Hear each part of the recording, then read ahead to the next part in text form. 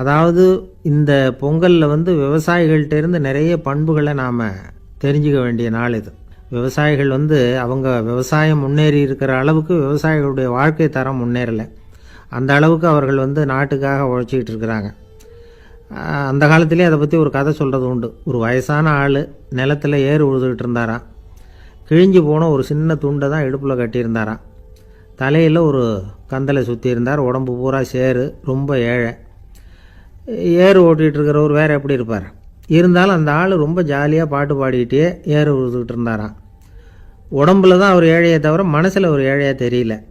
அந்த சமயத்தில் அந்த நாட்டு ராஜா அந்த பக்கமாக குதிரை மேலே வந்தாராம். வேட்டைக்கு போயிட்டு பரிவாரங்களோடு திரும்பி வந்துக்கிட்டு இருக்கிறார்.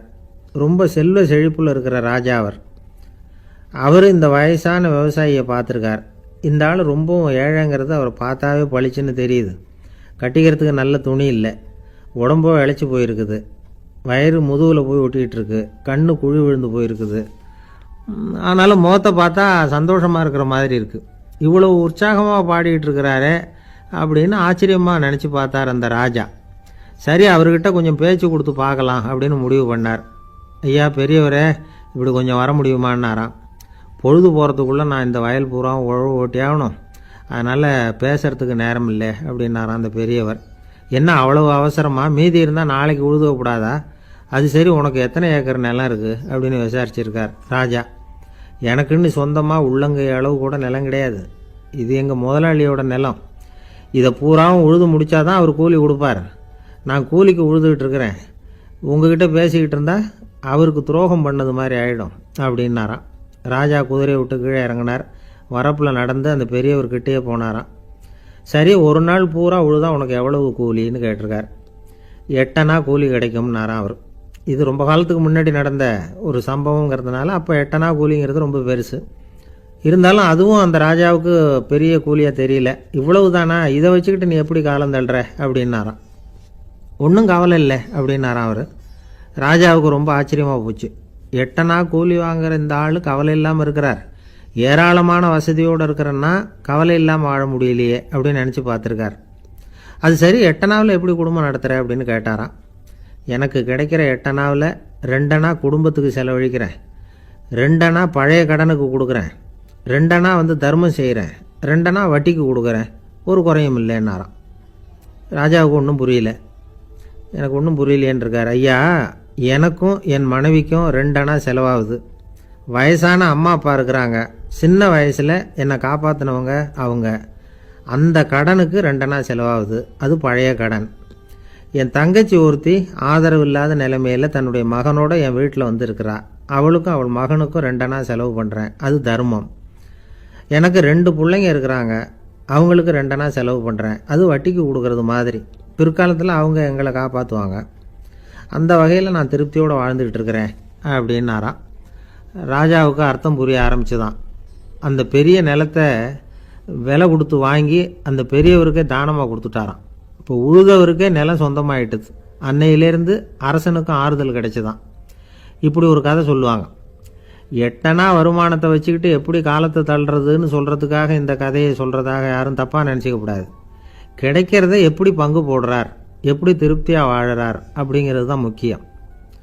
அது மாதிரி இன்றைக்கு இந்த பொங்கல் திருநாளில் உழவர்கள் மனசு மகிழ்ச்சியாக இருந்ததுன்னா அது எல்லாரும் மகிழ்ச்சியாக இருக்கிறது மாதிரி அர்த்தம். அதனால் அவர்கள்ட்டேருந்து நாம் பாடம் கற்றுக்கணும். சில உழவர்கள் தங்கள் நிலத்தில் விளையிறத தாங்கள் சாப்பிட மாட்டாங்க. அடுத்தவங்கள்ட்ட விற்றுட்டு சந்தையில் போய் வேறு அரிசி வாங்கிட்டு தான் இவங்க சாப்பிடுவாங்க. அப்படிப்பட்ட விவசாயிகள்லாம் இது உண்டு. பங்கிடுகிற பண்பை உழவர்கள்ட்டேருந்து கற்றுக்கொள்ளுங்கள் அப்படிம்பாங்க. ஒரு ஆள் நிம்மதியாக மகிழ்ச்சியாக இருந்தானா, உங்கள் நிம்மதிக்கும் மகிழ்ச்சிக்கும் என்ன காரணம்னு கேட்டிருக்கார் இன்னொருத்தர். என்கிட்ட இருந்தது பூராவையும் என் பிள்ளைங்களுக்கு சமமாக பங்கு போட்டு கொடுத்துட்டேன், எனக்குன்னு எதுவுமே வச்சுக்கல, அதுதான் நிம்மதிக்கு காரணம்ன்றிருக்கான். உங்ககிட்ட இருந்தது எவ்வளவு இருந்தது அப்படின்னு கேட்டிருக்காரு அவர். மொத்தமாக ஒரு 50,000 ரூபா இருக்கும் அப்படின்னு இருக்கான். அவ்வளவும் பணமாகவே இருந்ததா அப்படின்னு கேட்டிருக்காங்க இவங்க. இல்லைங்க, அவ்வளவும் கடன், அதை தான் பிரித்து கொடுத்துருக்கேன் பிள்ளைங்கக்கிட்ட அப்படின்னு நானும். அவன் எது ரொம்பவும் கஷ்டமான காரியம் அப்படின்னு கேட்டார் ஒருத்தர். ஒருத்தருக்கு ஒருத்தர் சண்டை போடாமல் இருக்கிறது தான் ரொம்ப கஷ்டமான காரியம் அப்படின்னு தோணுது. ஒரு நாட்டுக்கும் இன்னொரு நாட்டுக்கும் சண்டை, நாட்டுக்குள்ளேயே ஒரு குரூப்புக்கும் இன்னொரு குரூப்புக்கும் சண்டை. ஏன் சண்டை போட்டுக்கிறீங்கன்னு கேட்டு பாருங்கள். நாங்கள் சமாதானத்துக்காக தான் சண்டை போட்டுக்கிறோம் அப்படிம்பாங்க. வாழறதுக்காக பிறந்த மனுஷன் லட்சியத்துக்காக உயிரை விட தயார் அப்படின்னு சொல்லிகிட்டு இருப்பான். அப்படி உயிரை விடுறவங்கள நாமளும் பாராட்டுவோம். ஆனால் ஒன்றும் இல்லாத விஷயங்களுக்கெல்லாம் சண்டை போடுறவங்களெல்லாம் அப்படிப்பட்டவங்களையும் சரி உயிரை விடுறவங்களையும் சரி என்னென்னு சொல்கிறது? யுத்தங்களாலேயும் சண்டைகளாலேயும் நாம் அடையிறது என்னங்கிறது ஒரு பக்கம் இருக்கட்டும், இழக்கிறது என்ன தெரியுமா? ஏராளமான உயிர்கள். ரத்தம் சிந்தறதுக்கு நான் தயார் அப்படின்னு மார்தட்டி சொல்லலாம். ஆனால் ரத்தம் சிந்தினா உயிர் காத்துக்கிட்டு இருக்க தயார் இல்லை. அதாவது உயிர் நமக்காக காத்துக்கிட்டு இருக்க தயார் இல்லை. இழக்கிற ரத்தத்தை ஈடுகட்டினா தான் உயிரை காப்பாற்ற முடியும். அதனால் இது சம்மந்தமாக ஆராய்ச்சி செய்கிற கட்டாயம் ஏற்பட்டு போச்சு. அதோட விளைவாக புதுசாக ஒன்றை கண்டுபிடிச்சிருக்கிறாங்க. அதுதான் செயற்கை ரத்த பொடி. இப்போ இந்த திடீர் சாம்பார் பொடி, திடீர் ரசப்பொடி, திடீர் காப்பி பொடி இப்படிலாம் சொல்கிறோம்ல, அது மாதிரி இது திடீர் ரத்த பொடி. இஸ்ரேல் ஒரு சின்ன நாடு, மக்கள் தொகை குறைச்சல், அதோட போர்கள் வேறு. அதனால் காயம்பட்டவங்களை காப்பாற்றியே தீர வேண்டிய கட்டாயம். காப்பாற்றணும்னா ரத்த இழப்பை தடுக்கணும். அப்படின்னா உடனடியாக புது ரத்தம் செலுத்தி ஆகணும். திடீர்னு ரத்தம் வேணும்னா எங்கே போகிறது? அதுவும் கிடைக்கிற ரத்தம் சேர்கிற குரூப்பாக இருக்கணும். ஒரு வேடிக்கை பார்த்தீங்களா, நான் வேறு குரூப்பு நீ வேறு குரூப்புன்னு இவன் சண்டை போடுறான். இதில் அடிபட்டவனுக்கு ரத்தம் கொடுக்க போனால் அதுலேயும் அது வேறு வேறு குரூப்பாக இருக்குது. அது ரத்தமும் வேறு வேறு குரூப்புன்னு சொல்லிகிட்டு இருக்குது. எந்த குரூப்பு ரத்தம் வேணும்? அது உடனடியாக கிடைக்கலன்னா என்ன பண்ணுறது? இப்படிப்பட்ட கஷ்டம்லாம் நமக்கு வந்துடுது. இதுக்காக தான் விஞ்ஞானிகள் இந்த ரத்த பொடியை கண்டுபிடிச்சிருக்கிறாங்க. அதாவது ஒரு ஆள் அடிபட்டு போட்டான்னு வச்சுங்களேன், அவனுக்கு ரத்தம் கிடைக்கல. உடனே என்ன பண்ணலாம்? இந்த சுத்தப்படுத்தப்பட்ட தண்ணீரை கொஞ்சம் எடுத்துக்க வேண்டியது, அதில் இந்த ரத்த பொடியை கரைக்க வேண்டியது. இப்போ இந்த செயற்கை ரத்தம் தயாராகிட்டுது. இதை அந்த ஆள் உடம்புல ஏற்றி விட்டுற வேண்டியது. இயற்கையாக நம்ம உடம்புல இருக்கிற ரத்தம் என்னென்ன வேலை செய்யுதோ அதே வேலையை இதுவும் செய்யும். அதாவது ஆக்சிஜனை உடம்புல எல்லா இடத்துக்கும் எடுத்துகிட்டு போகுது. அந்த வேலையை இந்த செயற்கை ரத்தமும் செஞ்சுருது. ஆனால் ஒரு விஷயம், இந்த செயற்கை ரத்தம் ஒரு அவசரத்துக்கு தான் உபயோகப்படுத்தலாம், ஒரு முதல் உதவி மாதிரி. அதை அப்படியே நிரந்தரமாக விட்டுற முடியாது. பின்னாடி தேவையான குரூப்பு உண்மையான ரத்தம் கிடைச்ச உடனே அதை செலுத்திக்கணும். உண்மையான ரத்தத்தை 20லேருந்து 40 நாள் வரைக்கும் தான் பாதுகாக்க முடியும். அதுவும் குளிர்பதன பெட்டியில். அதுக்குள்ளே உபயோகப்படுத்தலைன்னா அது வீணாக போயிடும். இந்த ரத்த பொடி அப்படி இல்லை, எவ்வளோ நாள் வேணும்னாலும் அப்படியே வச்சுருக்கலாம். குளிர்பதன பெட்டியும் தேவையில்லை. ஆனால் ஒன்று, இது தண்ணியில் கலந்து செயற்கை ரத்தமாக ஆக்கிவிட்டா அதோட வலு 72 மணி நேரம் தான். அதாவது 3 நாள். அதுக்குள்ளே அந்த ஆசாமியை எங்கேயாவது ஆஸ்பத்திரிக்கு தூக்கிட்டு போய் உண்மையான ரத்தத்தை கொடுத்துடணும். சண்டையில் அடிபடுறவங்க, சாலை விபத்தில் அடிபடுறவங்க, இவங்களுக்கெல்லாம் அவசரத்துக்கு கை கொடுத்து உதவுறது இந்த செயற்கை ரத்த பொடி. அதுக்கப்புறம் நாம் கொடுக்குற ரத்தம் தான் அவங்கள காப்பாற்றணும். இன்றைக்கி ரத்தத்தை தானமாக கொடுக்க தயாராக இருக்கிற நல்ல உள்ளங்கள் ஏராளம். எவ்வளவு ஆக்சிடெண்ட்டு, ஆப்ரேஷன், இதில் சம்மந்தப்பட்டவங்களை காப்பாற்றுறது நாம் தானமாக கொடுக்குற ரத்தம் தானே. ஒரு ஆக்சிடெண்ட்டு, ஒரு ஸ்கூட்டர் ஒரு ஆள் மேலே மோதி விட்டுது. பார்த்து வரக்கூடாதா அப்படின்னா அந்த ஆள், நீ தான் பார்த்து நடக்கணும், ஏன்னா 20 வருஷமாக நான் அந்த ஸ்கூட்டரை ஓட்டிகிட்டு இருக்கிறேன் அப்படின்னானா இவன். இதுக்கு அவன் சொன்னானா, நீ தான் பார்த்து ஓட்டணும், ஏன்னா 40 வருஷமாக நான் இப்படி நடந்துக்கிட்டு இருக்கிறேன் அப்படின்னானா. ஒரு ஊரில் ஒரு ராஜா இருந்தார். பெரிய அரண்மனையில் தான் இருக்கிறார். எல்லா வசதியும் இருந்தது. இருந்தாலும் அவர் எல்லாரும் சொல்கிறது எப்படி தெரியுமா? பிச்சைக்கார ராஜா. அப்படி ஒரு பேர் அவருக்கு நிலச்சி போச்சு. ஜனங்களும் சரி, மற்ற தேசங்களில் உள்ளவங்களும் சரி, அவர் அந்த பேர் சொல்லியே குறிப்பிடுறது வழக்கமாக போட்டுது. இது அவருக்கு ரொம்ப கவலையாக போச்சு. என்ன இது, நம்மளை தேடி வர்றவங்களுக்கெல்லாம் நாம் சோறு போடுறோம், நம்ம புகழ்ந்து பாடல் ஏற்றி கொண்டு வர்ற புலவர்களுக்கெல்லாம் அவங்க எப்படி வந்தாலும் ஒருவேளை சோறு போடணுங்கிறது உத்தரவு. இவ்வளவுலாம் செஞ்சும் நம்மளை போய் பிச்சைக்கார ராஜான்னு எல்லாரும் சொல்கிறாங்களே, அது ஏன், எதுக்காக இப்படி சொல்கிறாங்க? இதுதான் ராஜாவுக்கு குழப்பம். சரி, இதை பற்றி நம்ம அமைச்சர்கள்கிட்ட கேட்கலாமா அப்படின்னு யோசனை பண்ணார். இந்த விஷயத்தை போய் அவங்கக்கிட்ட எப்படி கேட்குறதுன்னு அவருக்கு தயக்கமாக இருந்தது. கௌரவ குறைச்சலாக தெரிஞ்சுது அவருக்கு. சரி, சாதாரண குடிமக்கள்கிட்ட இதை பற்றி கேட்கலாமா அப்படின்னு யோசனை பண்ணார். கேட்கலாம், ஆனால் அவங்க யாரும் ராஜா முன்னாடி நின்று தைரியமாக பேசக்கூடிய அளவுக்கு இல்லை. ராஜாவோட குழப்பம் நாளுக்கு நாள் அதிகமாக போச்சு. கடைசியாக அவர் ஒரு முடிவுக்கு வந்தார். அதாவது இதை பற்றி ஒரு பிச்சைக்காரங்கிட்டே கேட்டு பார்த்துட்டா என்ன. இதுதான் அவர் பண்ண முடிவு. உடனே மாறு வேஷம் போட்டுக்கிட்டு நகர்வலம் போனார். ஒரு பிச்சைக்காரனை கண்டுபிடிச்சார். இதை பாருப்பா, நம்ம ராஜாவை எல்லாரும் பிச்சைக்கார ராஜான்னே சொல்கிறாங்களே, அதுக்கு என்ன காரணமாக இருக்கும் அப்படின்னு கேட்டார். அதுக்கு அவன் சொல்கிறான், இதுக்கான பதிலை இன்னும் ஒரு 30 நாளில் சொல்கிறேன் அப்படின்னா. உடனே இவருக்கு சந்தோஷம். உண்மையை அவங்ககிட்ட சொன்னார். நான் வேற யாரும் இல்லை, நான் தான் இந்த நாட்டு ராஜா. இப்போ நீ என் கூடவே வந்துடு, அரண்மனையிலேயே தங்கிக்கோ. 30 நாள் கழித்து எனக்கு பதில் சொல்லிவிட்டு அதுக்கப்புறமா நீ போகலாம் அப்படின்னு சொல்லி அழைச்சிட்டு வந்துட்டார். அரண்மனையில் ஒரு மூலையில் அவன் தங்கறதுக்கு இடம் கொடுத்தார். தினம் 2 வேளையும் இவனுக்கு சோறு போடுங்க அப்படின்னு உத்தரவு போட்டார். ராஜா கொடுத்த இடத்துல போய் உக்காந்துக்கிட்டான் அந்த பிச்சைக்காரன். தினமும் அந்த அரண்மனையில் நடக்கிறதையெல்லாம் கவனிச்சிக்கிட்டு வந்தான். வேளைக்கு சாப்பாடு வரும், சாப்பிட்டுக்கிட்டு இருக்கான். இப்படி 30 நாள் முடிஞ்சுது. ராஜா வந்தார். என்ன, என்னோட கேள்விக்கு பதில் என்னன்னு கண்டுபிடிச்சிட்டியான்னார். கண்டுபிடிச்சிட்டேன்னா. என்ன எல்லாரும் பிச்சைக்கார ராஜான்னு சொல்கிறாங்களே, அது நியாயமாக படுதா உனக்குன்னு கேட்டார். நியாயமாக தான் படுது, சந்தேகம் இல்லாமல் நீங்கள் பிச்சைக்கார ராஜா தான். என்னதான் நீங்கள் வசதியோடவும் படைபலத்தோடவும் இருந்தால் கூட நீங்கள் எங்கள் வர்க்கத்தை சேர்ந்த ஆசாமி தான் அப்படின்னு அடித்து சொல்லிவிட்டான் அந்த ஆள். ஏனால் அப்படி சொல்கிறேன்னு கேட்டார் இவர். அரசே, ஒரு உண்மையை கண்டுபிடிச்சி சொல்கிறதா நான் உங்ககிட்ட சொன்னேன். நீங்கள் ராஜ பரம்பரைன்னா உடனே உங்கள் கழுத்தில் கிடக்கிற முத்து மாலையை கழட்டி பரிசாக கொடுத்துருப்பீங்க, பொன்னையும் மணியையும் கொடுத்துருப்பீங்க. ஆனால் நீங்கள் அப்படி செய்யலை. என்னை ஒரு மூலையில் உட்கார வச்சு 2 வேளை சோறு போட சொன்னீங்க. உங்களை தேடி யார் வந்தாலும், யார் பாராட்டி பேசினாலும் அல்லது பிரச்சனைகளை சொன்னாலும் நீங்கள் செய்கிற ஒரே காரியம் சோறு போடுறது தான். பிச்சைக்காரனுக்கு சோறு மட்டும்தான் உலகம். உங்கள் விஷயத்திலையும் நீங்கள் அப்படி தான் நினைக்கிறதாக தெரியுது. நல்லா கவனிங்க. எந்த ஒரு பிரச்சனைக்கும் சோறு தான் முடிவுன்னு நினைக்கிறீங்க பாருங்க. நீங்கள் சந்தேகமில்லாத எங்களை சேர்ந்த ஆளு தான் அப்படின்னு விட்டான் அந்த பிச்சைக்காரன். அதுக்கப்புறம் தான் அந்த ராஜா தன்னுடைய தவறுகளை எல்லாம் திருத்திக்கிட்டாராம். பசின்னு வர்றவங்களுக்கு சோறு தான் போடணும், அது தப்பு இல்லை. பாராட்ட வர்றவங்களுக்கெல்லாம் சோத்தையே போட்டு அனுப்புனா இப்படி தான் பேர் வரும். எனக்கு தெரிஞ்ச ஒருத்தர் தினமும் யாராவது ஒருத்தரை தன் வீட்டுக்கு அழைச்சிட்டு போவார், சாப்பாடு போட்டு அனுப்புவார். முன்னறிவிப்பு இல்லாமல் திடீர்னு ஒரு விருந்தாளியோட வீட்டில் போய் இவர் நிற்கிறது வழக்கம். அந்த அம்மாவும் இவருக்காக தயார் பண்ணி வச்சுருந்ததை இவர் அழைச்சிட்டு வந்திருக்கிற விருந்தாளிக்கு போட்டுருவாங்க. விருந்தாளி சாப்பிட்டுட்டு போனதுக்கப்புறம் இவர் மனைவி கிட்ட உனக்கு சிரமம் வேணாம் அப்படின்னு சொல்லிவிட்டு பக்கத்தில் உள்ள ஒரு ஹோட்டலுக்கு போய் காசு கொடுத்து சாப்பிட்டுட்டு வந்துடுவார். பல நாள் இப்படி நடக்கும். ஒரு நாள் அவரை தனியாக கூப்பிட்டுக்கிட்டு போய் ஏன் இப்படி பண்ணுறீங்கன்னு கேட்டோம். அதுக்கு அவர் சொல்கிறாரு, எங்கள் வீட்டு சாப்பாட்டிலேருந்து தப்பிக்கிறதுக்கு எனக்கு வேறு வழி எதுவும் தெரியல சார், அதனால தான் இப்படி பண்ணிகிட்டு இருக்கிறேன் அப்படின்னார் ரொம்ப பரிதாபமாக. ஒருத்தன் எப்படி நடந்துக்கிறாங்கிறத வச்சு தான் அந்த ஆள் எப்படிங்கிறத நாம் முடிவு பண்ணுறோம். ஆளுமைன்னு சொல்கிறோம்ல, அதுக்கு சூழ்நிலைகளை ஆளுகின்ற தன்மை அப்படின்னு விளக்கம் கொடுக்குறார் ஒரு உளவியல் நிபுணர். சரி, ஒரு மனிதனுடைய ஆளுமையை உருவாக்குகிற விஷயங்கள் என்னென்ன? பிறப்பு, வளர்க்கப்பட்ட விதம், படிப்பு, நண்பர்கள், சமுதாயம், இப்படி நிறைய உண்டு. ஆளுமையின் அடிப்படையில் சில மனநோய்கள் உண்டாகுது. அதெல்லாம் என்னென்னங்கிறத தெரிஞ்சு வச்சுக்கிட்டோம்னா நம்ம கூட இருக்கிறவங்கள அடையாளம் கண்டுபிடிக்கிறதுக்கு அது ரொம்ப உபயோகமாக இருக்கும். ஃப்ரெனாய்டு ஆளுமை அப்படின்னு ஒன்று. இந்த கோளாறு உள்ளவங்க எப்படி இருப்பாங்க தெரியுமா?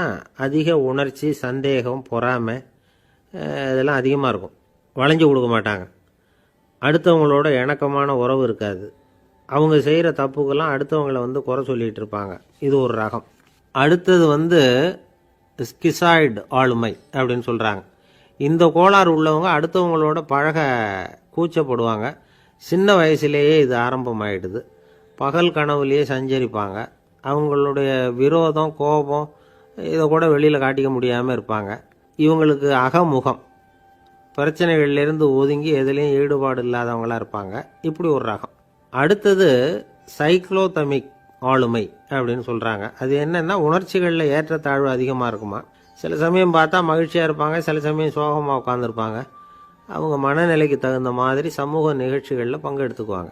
இன்னொரு வகை என்னென்னா எண்ணப்பீடிகை ஆளுமை அப்படின்னு பேர் வச்சுருக்கிறாங்க. அதுக்கு இவங்களுக்கெல்லாம் கரெக்டாக இருக்கணும். எல்லாம் சட்டத்திட்டம் எதுலேயும் ஒரு ஒழுங்குமுறை, இப்படி எதிர்பார்க்குற மனோபாவம். இவங்க எதிர்பார்ப்புக்கும் வரன்முறைக்கும் மற்றவங்க கட்டுப்படணும்னு நினைப்பாங்க. இந்த நிலைமை நீடிச்சா என்ன ஆகும் தெரியுமா? அலைக்கழிக்கிற எண்ணங்கள் திரும்ப திரும்ப ஒரே செயலை செய்ய தூண்டுற மன தளர்ச்சிக்கு ஆளாயிடுறாங்க. அடுத்தது ஹிஸ்டீரியா ஆளுமை. சின்ன விஷயத்தையெல்லாம் பெருசுபடுத்தி நாடகமாக்குற நடிகர்கள் இவங்க. உணர்ச்சி அதிகம் உள்ளவங்க, இவங்க மன எழுச்சியில் பக்குவமின்மை, குழந்தைத்தனம், முதிர்ச்சியின்மை எல்லாம் இருக்கும். தன்னலம் மிக்க குணம், பிறர் தன்னை மட்டுமே கவனிக்கணும்னு நினச்சி செயல்படுறது, இதெல்லாம் இவங்க அடையாளம். அடுத்த ரகம் எப்படின்னா வளர்ச்சியற்ற ஆளுமைன்னு சொல்கிறாங்க. அடுத்தவங்களோட இணங்கி போக முடியாதவங்க, அறிவு, மன எழுச்சி, சமூக உறவு இதில் எல்லாம் போதுமான வளர்ச்சியையும் நிறைவையும் பெற முடியாதவங்க, இவங்களால் வாழ்க்கையில் முன்னேற முடியாது. பிச்சைக்காரங்க, குற்றவாளிகள், இவங்ககிட்டெல்லாம் இது மாதிரியான ஆளுமை அதிகமாக இருக்குமா. அடுத்தது என்னென்னா சோர்வு உடைய ஆளுமை. எதுலேயும் உற்சாகம் இல்லாமல் சோர்ந்து போயிருப்பாங்க. அதுக்கெல்லாம் நமக்கு வலிமை இல்லைப்பா அப்படின்னு சொல்லிகிட்டு இருப்பாங்க. சின்ன விஷயங்களுக்கெல்லாம் அதிர்ச்சி அடையிறது, வாழ்வின் சுவையை அனுபவிக்க முடியாதவங்க. இன்னொரு ரகம், இது கொதித்தெழும் ஆளுமைங்கிறாங்க. எதுக்கு எடுத்தாலும் ஆத்திரம், குரோதம், வன் செயல் இதுலெல்லாம் ஈடுபாடு, இப்படி உள்ளவங்க. நத்தை வகை ஆளுமை அப்படின்னு ஒன்று. அடுத்தவங்க மேலே விரோதம் இருக்கும், அடிக்கணுங்கிற எண்ணம் இருக்கும். ஆனால் அதை அப்படியே வெளியில் காட்டாமல் அதே சமயம் அமைதியான முறையில் வெறுப்பை வெளிக்காட்டுற ரகம். இவங்கெல்லாம் பேசாமல் கம்முன்னு இருந்துக்கிட்டே நினச்சதை நிறைவேற்றிக்கிடுவாங்க. முன்ஜாக்கிரதை ஆளுமை அப்படின்னு ஒரு ரகமாக. பாதுகாப்பின்மை, சந்தேகம், முழுமையின்மை, அறவேக்காட்டுத்தனம் இந்த மனப்போக்கு அதிகமாக இருக்கிறதுனால அகம்பாவம், புடிவாதம், எச்சரிக்கை எல்லாம் அளவுக்கு மீறி இருக்கும். இதுவரைக்கும் நாம் பேசிக்கிட்டு இருந்த ஆளுமை பண்புகள் அளவுக்கு அதிகமாக போயிட்டுதுன்னா ஆளுமை கோளாறுகள் ஏற்படும். அதன் அடிப்படையில் மனவியாதிகள் வருமா. அதனால் இணக்கமான, எல்லாரும் விரும்புகிற இயல்பான ஆளுமையை பெறுவதற்கு நாம் முயற்சி செய்யணும் அப்படிங்கிறது மனோதத்துவ நிபுணர்களுடைய ஆலோசனை. ஒருத்தர் ஒரு மனோதத்துவ டாக்டரை தேடிட்டு வந்தாராம். டாக்டர், எனக்கு மனசில் ஏதோ வியாதி, ஆளுமை கோளாறு, அதாவது எனக்கு சீக்கிரமாக செத்து போனால் தேவையில்லைன்னு தோணுது அப்படின்னாராம். உடனே அந்த டாக்டர், சரி அப்படின்னா இங்கே இருங்க, நான் வைத்தியம் பார்க்குறேன் அப்படின்னாராம். ஆஃபீஸு முடிஞ்சு வீட்டுக்கு போகிற சமயத்தில் ஒருத்தர் கடைக்கு போய் ஸ்வீட் வாங்கினார். சரி, வீட்டுக்கு பிள்ளைங்களுக்கு தான் வாங்கிட்டு போகிறார் அப்படின்னு மற்றவங்க நினச்சாங்க. அவர் அப்படி செய்யலை. அந்த இடத்துலையே பொட்டலத்தை பிரித்தார். திருட மாதிரி அப்படியே சுற்றி ஒரு தரம் பார்த்துக்கிட்டார். யாரும் தெரிஞ்சவங்க இல்லைங்கிறத முடிவு பண்ணிவிட்டு அவசரமாக அதை அப்படியே போட்டு முழுகிவிட்டு கையை தொடச்சிக்கிட்டு நல்ல பிள்ளை மாதிரி நடந்து போக ஆரம்பிச்சிட்டார். அவர் யாருன்னா, அவரோட பிரச்சனை எல்லாருக்கும் தெரியாது, சில பேருக்கு தான் தெரியும். அதாவது அவர் உடம்பில் சர்க்கரை இருக்குதுன்னு டாக்டர் சொல்லிவிட்டாராம். அதனால் வீட்டில் சர்க்கரையே இவர் கண்ணில் காட்டுறதில்ல.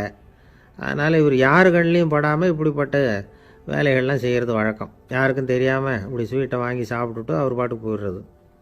இப்படிப்பட்டவங்களுக்கெல்லாம் கொஞ்சம் ஆறுதலான தகவல் இன்றைக்கி. அது என்னென்னா, நாம் சாப்பிட்ற சர்க்கரைக்கும் நம்ம உடம்பில் உள்ள சில கோளாறுகளுக்கும் அப்படி என்ன தான் சம்மந்தம் இருக்குது. இதை பற்றி சமீபத்தில் சில ஆராய்ச்சிகள்லாம் நடந்திருக்குது.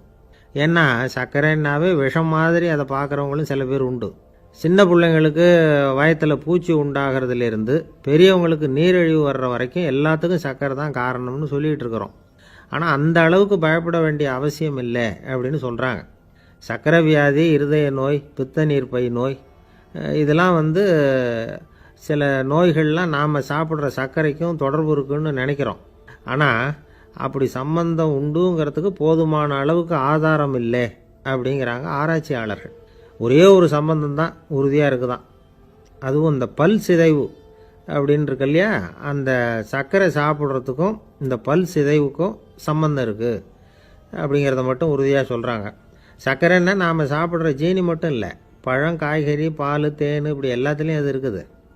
கேரட்டு கொடுக்குற சத்தில் 88% சர்க்கரை, ஆப்பிள் கொடுக்குற சக்தியில் 95% சர்க்கரை. இது ஜீனி சர்க்கரை, இது ஆப்பிள் சர்க்கரை அப்படிங்கிற வித்தியாசம்லாம் உடம்புக்கு கிடையாது. ரெண்டுமே உடனடியாக சக்தி கொடுக்குது. ஒரு ஸ்பூன் சர்க்கரையில் 16 கலோரி தான் சத்து இருக்குது.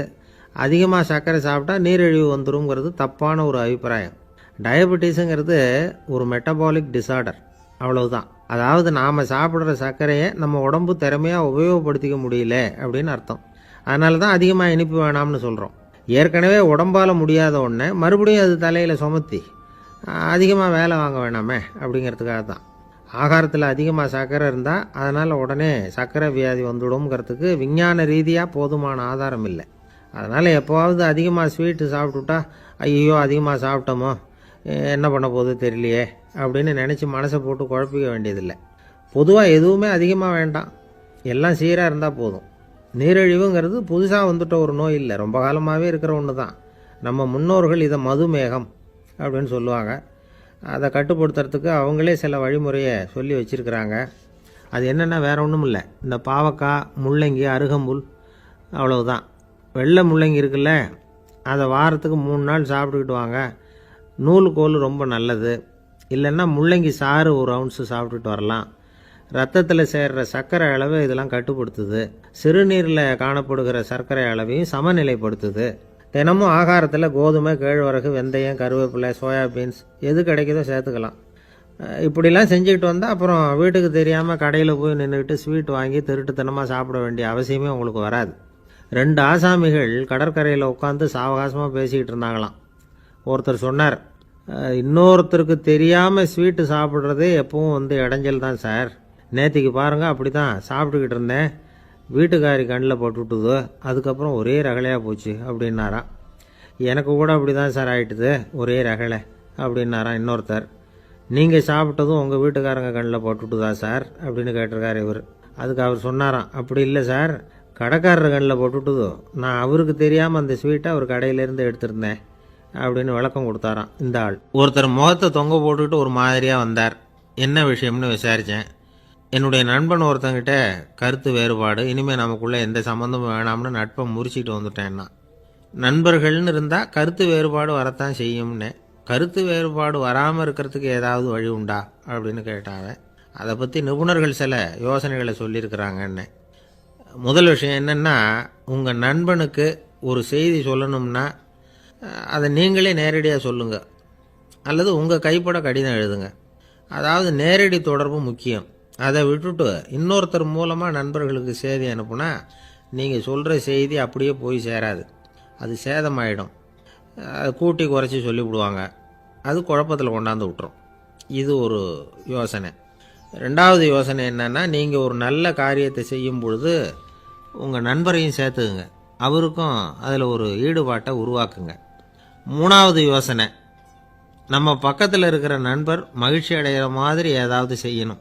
சின்ன சின்ன செயல்களாக இருந்தாலும் பரவாயில்ல, அவர் நமக்கு எதுவும் செய்யலையே, நாம் எதுக்கு செய்யணும் அப்படின்னு நினச்சிக்கிட்டு இருக்கக்கூடாது. 4வது யோசனை என்னென்னா, உங்களுக்கு ஒரு பிரச்சனையா அல்லது உங்கள் நண்பருக்கு ஒரு பிரச்சனையா, எதுவாக இருந்தாலும் 2 பேரும் சேர்ந்து உட்காந்து ஆலோசனை பண்ணுங்கள். நம்ம யோசனையும் கேட்கப்படுதே அப்படிங்கிற நினைப்பே அவருக்கு ஒரு மன நிறைவை உண்டாக்குமா. 5வது யோசனை, உங்கள் நண்பர் ஏதோ ஒரு காரியத்தை செய்கிறார், நீங்கள் உடனே அவசரப்பட்டு நீ செய்கிறது தப்புன்னு தீர்ப்பு சொல்லக்கூடாது. அவர் அதை செய்யறதுக்கான நியாயங்கள் எவ்வளவோ இருக்கும், அதை புரிஞ்சுக்கிறதுக்கு முயற்சி பண்ணணும். 6வது யோசனை, உங்கள் நண்பர் என்ன சொன்னாலும் அதை பொறுமையாக கேளுங்க. அவர் சொல்கிறத புரிஞ்சுக்கணும், அவர் சொல்ல விரும்புகிறத புரிஞ்சுக்கணும், அவர் சொல்ல முடியாமல் தவிக்கிறதையும் புரிஞ்சுக்கணும். இப்படி 3 விதமாகவும் அவரை புரிஞ்சுக்கிட்டு அதுக்கு தகுந்த மாதிரி செயல்படணும். 7வது யோசனை என்னென்னா, உங்கள் நண்பர் உங்ககிட்ட ஏதோ ஒரு கருத்தை சொல்கிறார், அது உங்களுக்கு பிடிக்கல, அதுக்காக உடனே நீ சொல்கிறது சரியில்லை, நான் ஒத்துக்க மாட்டேன் அப்படின்லாம் மறுத்துக்கிட்டு இருக்கக்கூடாது. அவர் சொல்கிறத கேட்கணும், பொறுமையாக சிந்திக்கணும், அதுக்கப்புறம் பதில் சொல்லணும்.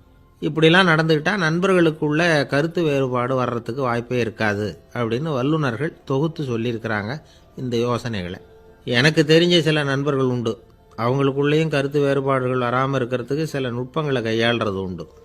ஒருத்தர் சொன்னார், அந்த டாக்டர் சின்ன வயசுலேருந்து என் கூட பழகினவர், நாங்கள் 2 பேரும் இணை பிரியாத நண்பர்கள், இருந்தாலும் எனக்கு உடம்பு சரியில்லைன்னா நான் அவர்கிட்ட வைத்தியம் பார்த்துக்க மாட்டேன் அப்படின்னார் ஒருத்தர். ஏன் அப்படின்னு கேட்டேன். எங்கள் நட்பு கெட்டுப்போடக்கூடாது இல்லையா, அதனால தான் அப்படின்னார் இவர். ஒரு மனுஷனுக்கு 3 விதத்தில் கர்வம் உண்டாகிறதுக்கு வாய்ப்பு உண்டு. பணம், பதவி, புகழ். பணம் அதிகமாக வந்தால் கர்வம் வரலாம், பதவி பெருசாக வந்துட்டுதுன்னா கர்வம் வரலாம், புகழ் அதிகமாக போனாலும் கர்வம் வரலாம். இந்த 3 வகையான கர்வத்துக்கும் இடம் கொடுக்காமல் இருக்கிறாங்க பாருங்கள், அவங்க தான் சிறந்த மனிதர்கள். ஒரு பெரிய பொறுப்பில் இருக்கிறவங்களுக்கு கர்வம் வந்துடக்கூடாது. அப்படி வந்துட்டுதுன்னா அது எல்லாருக்கும் இடைஞ்சல். ஒரு ராஜா இருந்தார். அவர் ஒரு நாள் தன்னுடைய தலைநகரத்தை சுற்றி வந்துக்கிட்டு இருந்தார். ஒரு இடத்துல ஒரு அழகான நிலத்தை பார்த்தார். ஆஹா, இந்த இடத்துல நமக்குன்னு ஒரு மாளிகையை கட்டினா எவ்வளோ நல்லாயிருக்கும் அப்படின்னு நினச்சார். ராஜா நினச்சா அது முடியாத காரியமா? சரி, இந்த நிலம் யாருக்கு சொந்தம்னு விசாரிங்க அப்படின்னார் பக்கத்தில் இருந்தவங்கக்கிட்ட. அவங்கெல்லாம் ஓடி போய் விசாரித்தாங்க. அந்த இடம் வந்து ஒரு வயசான கிழவிக்கு சொந்தம், வயசான அம்மாவுக்கு சொந்தமாக. அந்த அம்மா தான் அதில் ஒரு குடிசையை போட்டு குடியிருந்துகிட்டு இருக்கிறாங்க. சரி, அந்த நிலத்துக்கு வந்து ஒரு விலையை நிர்ணயம் பண்ணி அதை அந்த வயசான அம்மா கிட்ட கொடுத்துருங்கோ அப்படின்னு உத்தரவு போட்டார் ராஜா. ஆனால் அந்த அம்மா இது எங்கள் பூர்வீக இடம், இதை விற்க மாட்டேன் அப்படின்னு சொல்லிவிட்டுது. சரி, 2 பங்கு விலை கொடுக்குறோம்னு சொல்லி பாருங்க அப்படின்னாங்க. அப்படியே சொன்னாங்க அரண்மனை ஆட்கள். அதுக்கும் சம்மதிக்கலை அந்த அம்மா. இதை கேள்விப்பட்டதும் ராஜாவுக்கு கோபம் வந்துட்டுது. தன்னுடைய ஆளுங்களை கூப்பிட்டார். போய் அந்த குடிசையை பிரிச்சேறிங்க, காசெல்லாம் ஒன்றும் கொடுக்காதீங்க அப்படின்னு கத்தினார். அவ்வளோதான். அடுத்த நிமிஷம் அரண்மனை ஆசாமிகள் போனாங்க, குடிசையை பிரித்து எரிஞ்சாங்க. அந்த வயசான அம்மா இருக்குது, அதுவும் அந்த இடத்த விட்டு துரத்தி விட்டாங்க. அந்த இடத்துல ஒரு அரச மாளிகையை கட்டி முடிச்சிட்டாங்க. அந்த வயசான அம்மா பாவம், ராஜாவே இப்படி பண்ணால் யார்கிட்ட போய் முறையிட முடியும்? ஒரு ஞானி இருந்தார், அவர்கிட்ட போய் சொன்னாங்க.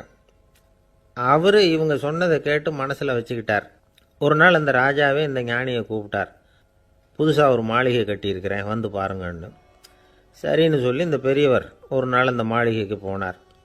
சும்மா போகல, ஒரு கழுதையையும் ஓட்டிகிட்டு போனார்.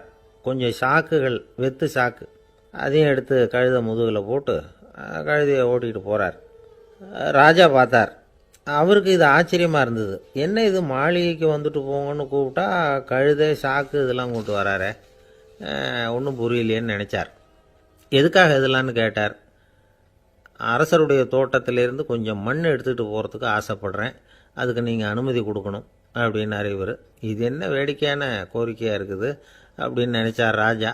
இருந்தாலும் மண்ணு தானே கேட்குறாரு, எடுத்துகிட்டு போகட்டுமே அப்படின்னு நினச்சார். சரின்னு அனுமதி கொடுத்தார். அந்த பெரியவர் தோட்டத்துக்கு போனார், மண்ணை வெட்டினார், சாக்கில் போட்டு நிரப்புனார். ராஜாவை கொஞ்சம் கிட்ட வாங்கன்னு கூப்பிட்டார். இந்த மண் மூட்டையை தூக்கி கழுதையோட முதுகில் வைக்கணும், கொஞ்சம் உதவி பண்ணுங்கன்னார். ஓ, பண்ணுறேனே அப்படின்னு சொல்லி ராஜா கிட்ட போனார். மூட்டையை தூக்கி பார்க்குறாரு, முடியல, திணறி போயிட்டார். இப்போ அந்த ஞானி பேசினாராம். அரசே, இந்த ஒரு சாக்கு மண்ணையே உங்களால் தூக்க முடியல, அந்த கிழவிகிட்ட இருந்து அந்த அக்கிரமமாக அபகரித்த இந்த தோட்டம் பூராவையும் சுமக்கணும்னு ஆசைப்படுறீங்களே, அது உங்களால் முடியுமா அப்படின்னு கேட்டாராம். ராஜா யோசனை பண்ண ஆரம்பித்தார். தன்னுடைய செயலுக்காக வருத்தப்பட்டாராம். அந்த வயசான அம்மாவை உடனடியாக வரவழைச்சார். தாயே, தப்பு பண்ணிட்டேன், என்னை மன்னிச்சுக்குங்க, இன்னையிலேருந்து இந்த மாளிகையும் தோட்டமும் உங்களுக்கு தான் சொந்தம் அப்படின்னு சொல்லிவிட்டாராம். போகிறப்ப இந்த உலகத்திலேருந்து எண்ணத்தை எடுத்துகிட்டு போக போகிறோம், அதனால் ரொம்பவும் அலட்டிக்க வேண்டியதில்லை, கர்வப்பட வேண்டியதில்லை அப்படிங்கிறது ஒரு பெரிய உபதேசம். ஒரு பெரிய மனுஷன் சாக கிடந்தார், ரொம்பவும் அழுதார். ஏன் அழறீங்க அப்படின்னு கேட்டாங்க சுற்றி இருந்தவங்க. நான் சாகிறதுக்காக கவலைப்படலை, நான் வந்து நம்ம ஜனங்களுக்காக எவ்வளவோ காரியம்லாம் செஞ்சுக்கிட்டு வந்தேன். நான் செஞ்சுக்கிட்டு வந்த சேவையை இனிமேல் யார் செய்ய போகிறாங்க, அது யாரால முடியும், அதை நினச்சி தான் அழறேன் அப்படின்னாராம். ஒருத்தர் முன்னாடி வந்தார். அதுக்காக நீங்கள் கவலைப்படாதீங்க, உங்கள் சேவையை தொடர்ந்து செய்யறதுக்கு என்ன மாதிரி இளைஞர் பட்டாலும் தயாராக இருக்குது, இருந்தாலும் எங்கள் கவலை என்னென்னா அப்படின்னு இழுத்தார். என்ன சொல்லுங்கன்னு கேட்டார் அவர். நீங்கள் இது வரைக்கும் என்ன சேவை செஞ்சுக்கிட்டு வந்தீங்க, அதுதான் எங்களுக்கு இன்னமும் புரியாத புதிராக இருக்குது அப்படின்னாராம் அவர். இந்த காலத்து புள்ள ஒருத்தன் தன்னோட அப்பாவை பார்த்து சொன்னான், அப்பா, நான் உனக்கு உதவி செய்யலாம்னு நினைக்கிறேன், என்ன உதவி செய்யணும்னு சொல்லு அப்படின்னா. நீ சும்மா இருந்தால் அதுவே எனக்கு செய்கிற பெரிய உதவிடா அப்படின்னார் அப்பா. சும்மா இருக்கிறதும் ஒரு உதவி தான், அது மாதிரி மௌனமும் ஒரு சமூக சேவை தான் அப்படிங்கிறார் காஞ்சி பெரியவர். நமக்கு வந்து 5 புலன்கள் இருக்குது, மெய், வாய், கண், மூக்கு, செவி. இந்த 5லேயும் அதிகப்படியான வேலை எதுக்குன்னு நினைக்கிறீங்க? வாய்க்கு தான். ஏன்னா அதுக்கு 2 வேலை.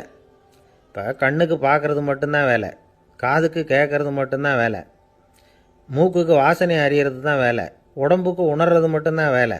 ஆனால் வாய் அப்படி இல்லை, அதுக்கு 2 வேலை, சாப்பிட்றதும் அதுதான், பேசுகிறதும் அதுதான். அதாவது வாய் ஒன்று தான் கர்மேந்திரியமாகவும் இருக்குது, ஞானேந்திரியமாகவும் இருக்குது அப்படின்னு சொல்லுவாங்க. சாப்பாட்டில் உட்காந்தா எந்தெந்த ஆகாரம் என்னென்ன ருசின்னு அறிவிக்கிற வேலையும் செய்யுது. சபையில் உட்காந்தா பாடுறது, பேசுறது, சிரிக்கிறது, இது மாதிரியான வேலையும் செய்யுது. இன்னொரு வித்தியாசம், கண்ணு, காது, மூக்கெல்லாம் ஸ்ட்ரெயின் பண்ணிக்கிட்டு வேலை செய்கிறதில்ல. ஒரு ரோஜா பூ பார்த்தா உடனே மூக்கு அப்படியும் இப்படியும் அசைய ஆரம்பிக்கிறது இல்லை. ஒரு சங்கீதத்தை கேட்ட உடனே காது ஆட ஆரம்பிக்காது. ஆனால் வாய் அப்படி இல்லை, அது பேசினாலும் சரி சாப்பிட்டாலும் சரி அசைஞ்சு தான் ஆகணும். ஆக மற்றதை விட வாய்க்கு வேலை ஜாஸ்தின்னு தெரியுது. சாப்பிட்றது பேசுறது அப்படின்னு 2 காரியம் அதுக்கு. இப்படி 2 காரியம் இருக்கிறதுனால அது 2ஐயும் பாதியாக குறைச்சிக்கணுங்கிறது கடவுள் அபிப்பிராயமாக இருக்கணும் அப்படிங்கிறார் காஞ்சி பெரியவர். ஆனால் இப்போ நாம் அப்படியே நடந்துக்கிறோம், அதுக்கு நேர்மாறாக நடந்துக்கிறோம்.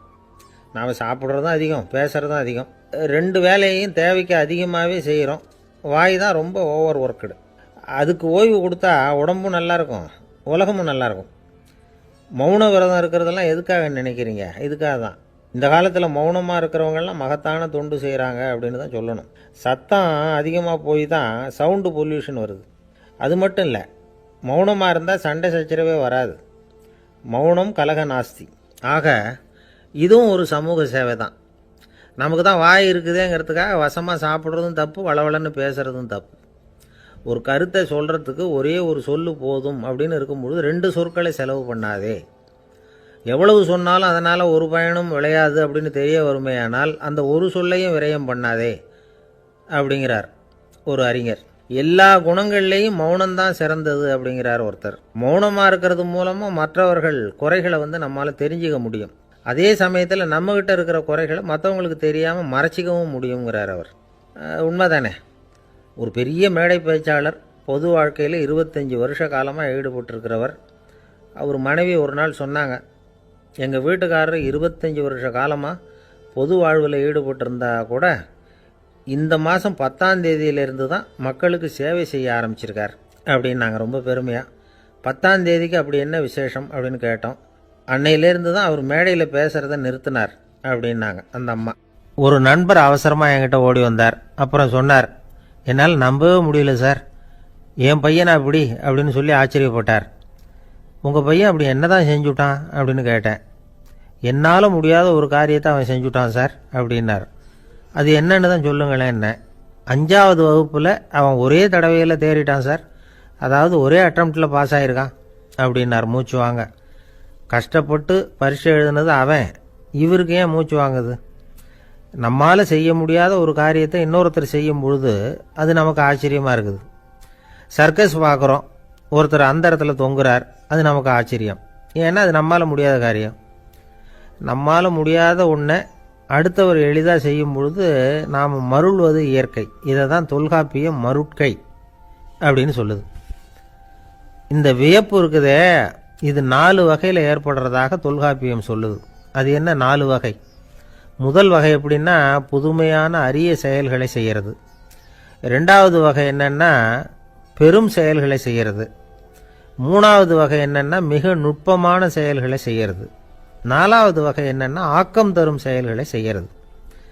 புதுமை, பெருமை, சிறுமை, ஆக்கமோடு மதினம் சாலா மருட்கை 4 அப்படிங்கிறது தொல்காப்பியம். இன்னைக்கு விஞ்ஞானம் புதுசு புதுசாக எதையோ கண்டுபிடிக்குது.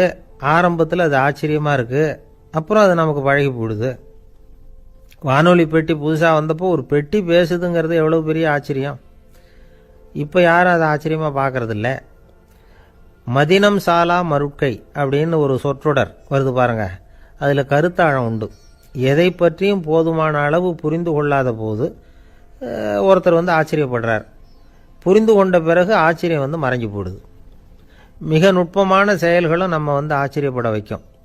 ஒரு அரிசியில் ஒரு திருக்குறள் எழுதி காட்டுறாங்க, ஒரு முட்டை ஓட்டுக்குள்ளே ஓவியம் தீட்டி காட்டுறாங்க. கருங்கல் சிற்பங்களில் எவ்வளவு நுட்பமான வேலைப்பாடுகளை எல்லாம் பார்த்து ஆச்சரியப்படுறோம். இது மாதிரி ஆக்கப்பூர்வமான அரிய செயல்களை செய்கிறது கூட வியப்பை உண்டு பண்ணும். குப்பை கூலங்களை கூட வாழ்க்கைக்கு பயன்படுகிற பொருளாக மாற்றுகிறவர்கள் இருக்காங்க, அவர்களுடைய செயல் வியப்பு அளிக்குது. இடைக்காட்டு சித்தர் பாடின 30 நூலில் வர்ற ஒரு பாடல், ஆற்றல் பிறர் அறிதலின் அகம் கிளர்வு உறுதலின் கற்று அறி பாணர் கெழுமிய கோடலின் தோற்றம் உருகவே போற்றல் சால் வியப்பே. ஒருத்தருடைய ஆற்றல் தெரியாமல் இருந்தது, அவருடைய அரிய செயலை பார்க்கும் பொழுது வியப்பாக இருந்தது, மனசுக்குள்ள கிளர்ச்சி. பாவலர்கள் இவர்களுடைய புகழை பாடி மற்றவர்களும் தெரிந்து கொள்ளுமாறு செய்கிறார்கள் அப்படிங்கிறது தான் ஒரு யதார்த்தமான உண்மை. ஆக எல்லா வகையிலும் மக்கள் தங்களுடைய வாழ்க்கையில் முன்னேறுவதற்கான வழிகாட்டுகிற ஒரு மெய்ப்பாடு தான் வியப்புங்கிறது. இந்த காலத்தில் நம்ம எப்படியெல்லாம் ஆச்சரியப்பட வைக்கிறாங்க. ஒரு ஆளை பிடிச்சி ஜெயிலில் கொண்டு வந்தாங்க. ஜெயில் அதிகாரி அவனை ரொம்ப ஆச்சரியமாக பார்த்தாராம். இவன் கேட்டான், ஏன் சார் அப்படி பார்க்குறீங்க, நான் இப்போ இங்கே வர்றது உங்களுக்கு ஆச்சரியமாக இருக்குதா அப்படின்னு கேட்டிருக்கான். இதுக்கு ஜெயில் அதிகாரி சொல்லியிருக்கார், நீ இப்போ இங்கே வந்ததில் எனக்கு ஒன்றும் ஆச்சரியம் இல்லைப்பா, ஏற்கனவே நீ இங்கேருந்து விடுதலையாகி போய் 6 மாதம் ஆச்சு, இவ்வளவு லேட்டாக வர்றியே அதுதான் எனக்கு ஆச்சரியமாக இருக்குது அப்படின்னாராம். ஒருத்தர் ஒரு தவறு செஞ்சு விட்றாருன்னு வச்சுக்கோங்க, உடனே நீ செஞ்சது தவறு அப்படின்னு சொல்கிறது ஒரு வகை. அதுக்கு பதிலாக எது சரின்னு அவர் புரிந்து கொள்ள உதவி செய்கிறது இன்னொரு வகை. இந்த 2வது வகை இருக்குது பாருங்கள், நிர்வாக இயலில் இது ரொம்ப முக்கியம். அலுவலகத்தில் வேலை பார்க்குற ஒருத்தர் முக்கியமாக தெரிஞ்சுக்க வேண்டியது என்ன தெரியுமா? சக ஊழியர்கள்கிட்ட எப்படி பழகணும், மேலதிகாரிகள்கிட்ட எப்படி பழகணும், தனக்கு கீழே வேலை செய்கிறவங்க கிட்ட எப்படி பழகணும், வாடிக்கையாளர்கள்கிட்ட எப்படி பழகணும், இவங்க எல்லார்கிட்டையும் செம்மையான உறவை ஏற்படுத்திக்கிறது எப்படி, இதையெல்லாம் சொல்லிக் கொடுக்குற பாடம் தான் இன்டர் பர்சனல் ஸ்கில், திறமையான உறவு அப்படிங்கிறது. எந்த வேலையில் இருந்தாலும் சரி, இந்த உறவுகளை வளர்க்கும் திறன் உள்ளவங்க சீக்கிரம் முன்னுக்கு வந்துடுறாங்க. மற்றவங்க கிட்ட உறவை பலப்படுத்திக்கிறது எப்படி அப்படின்னு தெரிஞ்சுக்கிட்டோம்னா எந்த ஒரு தடையையும் சுலபமாக தாண்டி செய்கிற தொழிலில் முன்னுக்கு வந்துடலாம். ஹார்வர்டு பல்கலைக்கழகத்தில் ஒரு கணக்கெடுப்பு பண்ணி பார்த்தாங்களாம். பார்க்குற வேலையில் எது மாதிரி குணாதிசயம் உள்ளவங்க வேகமாக முன்னுக்கு வர்றாங்க அப்படின்னு தெரிஞ்சுக்கிறதுக்காக இந்த கணக்கெடுப்பு. வெவ்வேறு துறையில் வேகமாக முன்னுக்கு வந்திருக்கிற பல பேரை சந்தித்து இந்த சர்வேயை நடத்தியிருக்கிறாங்க. அவங்க கண்டுபிடிச்சி சொல்லியிருக்கிற உண்மை என்ன தெரியுமா? ஒருத்தர் ஒரு வேலையில் இருந்தால் அது சம்பந்தப்பட்ட சப்ஜெக்ட் பற்றிய அறிவு 35% இருந்தால் போதுமா. ஆனால் உறவுகளை வளர்க்கக்கூடிய திறன், இன்டர் பர்சனல் ஸ்கில்லு 65% வேணும். இப்படி உள்ளவங்க சீக்கிரம் முன்னுக்கு வந்துடுறாங்களாம். அதனால் ஒருத்தருக்கு வேலை சரியாக புரியலைன்னா கூட விவரமாக மற்றவங்க கிட்ட பழகிறது எப்படின்னு புரிஞ்சால் போதும், அவர் முன்னுக்கு வந்துடலாம். அலுவலகங்களில் மட்டும் இல்லை, எல்லா இடங்கள்லையும் இது ரொம்ப முக்கியம். வீட்டுக்குள்ளேயும் இது ரொம்ப முக்கியம், வீட்டுக்கு வெளியேயும் இது முக்கியம். அடுத்தவங்க கிட்ட பழகிறது எப்படிங்கிறத தெரிஞ்சுக்காதவன் வாழ்க்கையில் முன்னேற முடியாது. இன்னைக்கு ஆயுதங்களால் காயப்படுத்தி கொள்ளுகிறவர்களை விட வார்த்தைகளால் காயப்படுத்தி கொள்ளுகிறவர்கள் தான் அதிகம். பெரியவங்க என்ன சொல்கிறாங்க தெரியுமா? நீங்கள் இந்த பூமியில் பிறந்ததன் அர்த்தம் பூர்த்தி ஆகணும்னா அடுத்தவங்களுக்கு உதவி பண்ணுங்க. அடுத்தவங்களுக்கு உதவி செய்ய முடியாவிட்டால் கூட பரவாயில்லை, ஆனால் யாரையும் புண்படுத்தி விடாதீங்க அப்படின்னு சொல்கிறாங்க. எனக்கு தெரிஞ்ச ஒருத்தர் ஒரு அலுவலகத்தில் வேலை பார்க்குறார். அவர் சொல்லுவார், எனக்கு இந்த இன்டர் பர்சனல் ஸ்கில் ரொம்ப அதிகம் சார், சக ஊழியர்கள்கிட்ட ரொம்ப சுமூகமாக நடந்துக்குவேன். என் கூட வேலை பார்க்குற ஒருத்தருக்கு ஏதாவது ஒரு கஷ்டம்னா அந்த சமயத்தில் அவர் செய்ய வேண்டிய வேலையை நான் செஞ்சுருவேன் சார் அப்படிம்பார். நான் அவர்கிட்ட சமீபத்தில் அப்படி ஏதாவது செஞ்சுருக்கீங்களா அப்படின்னு கேட்டேன். செஞ்சுருக்கேன் சார். போன வாரம் புதன்கிழமை ஆஃபீஸில் என் பக்கத்து சீட்டுக்காரருக்கு வயிற்று வலி, உடனே நான் மெடிக்கல் லீவ் போட்டுவிட்டு எங்கள் வீட்டுக்கு போயிட்டேன் சார் அப்படின்னார். ஒரு அம்மா தெருவில் உட்காந்து என்னத்தையோ தேடிட்டு இருக்கிறாங்க.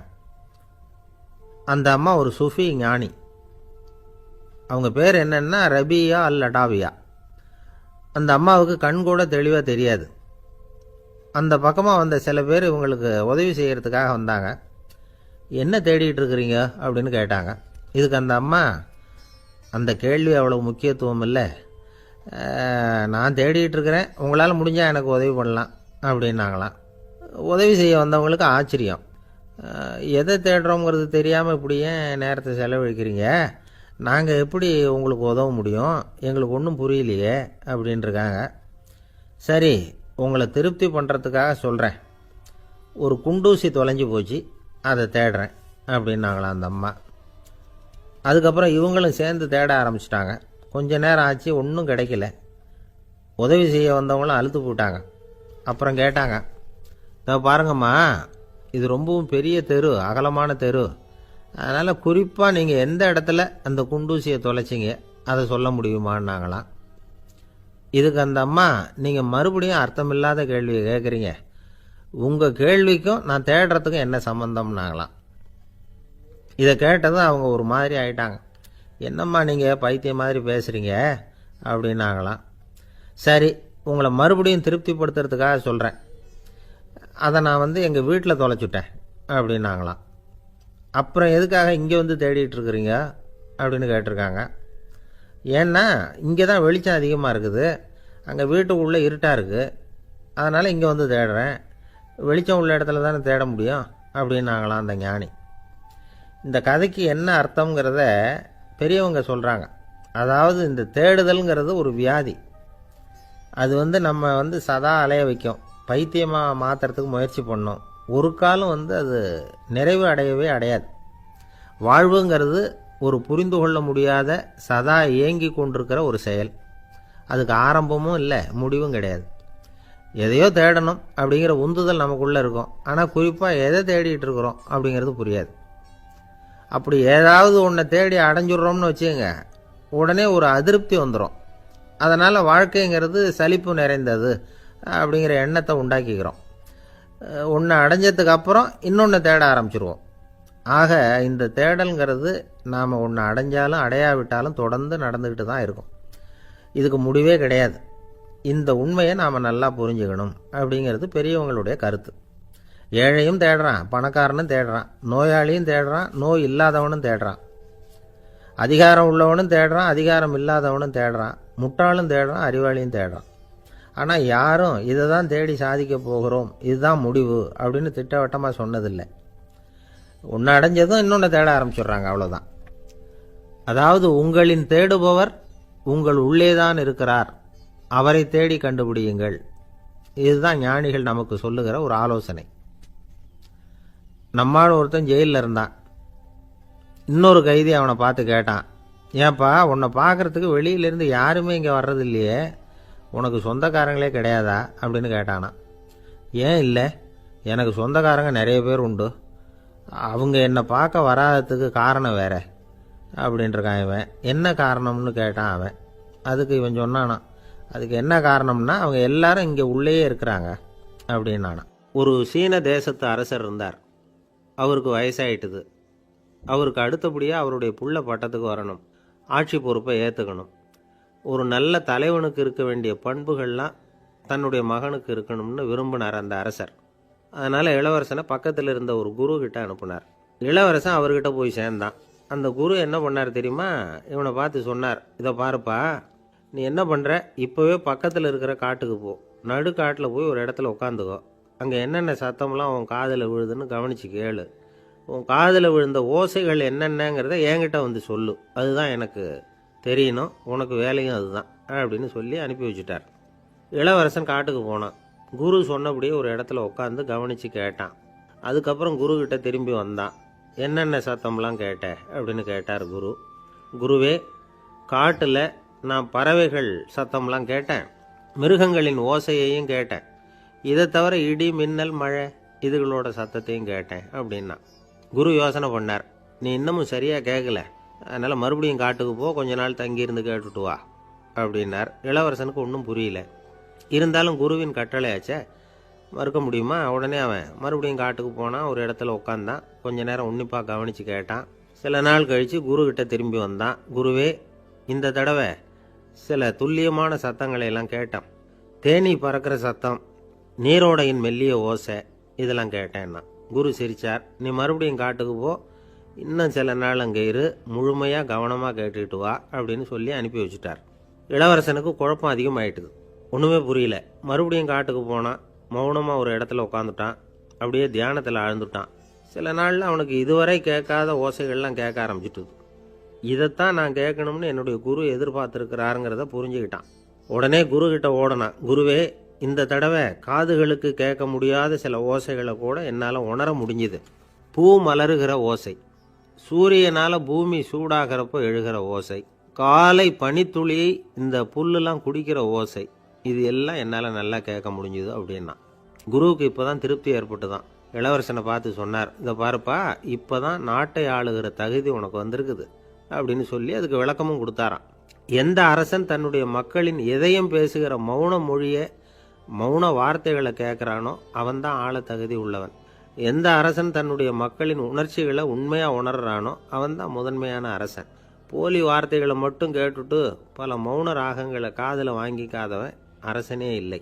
எந்த நாட்டில் எப்போ ஒரு அரசன் தன்னுடைய மக்களின் உணர்ச்சிகளை கேட்க மறுக்கிறானோ அன்னையிலிருந்தே அந்த நாடு அழிய தொடங்குது அப்படின்னு அர்த்தம்.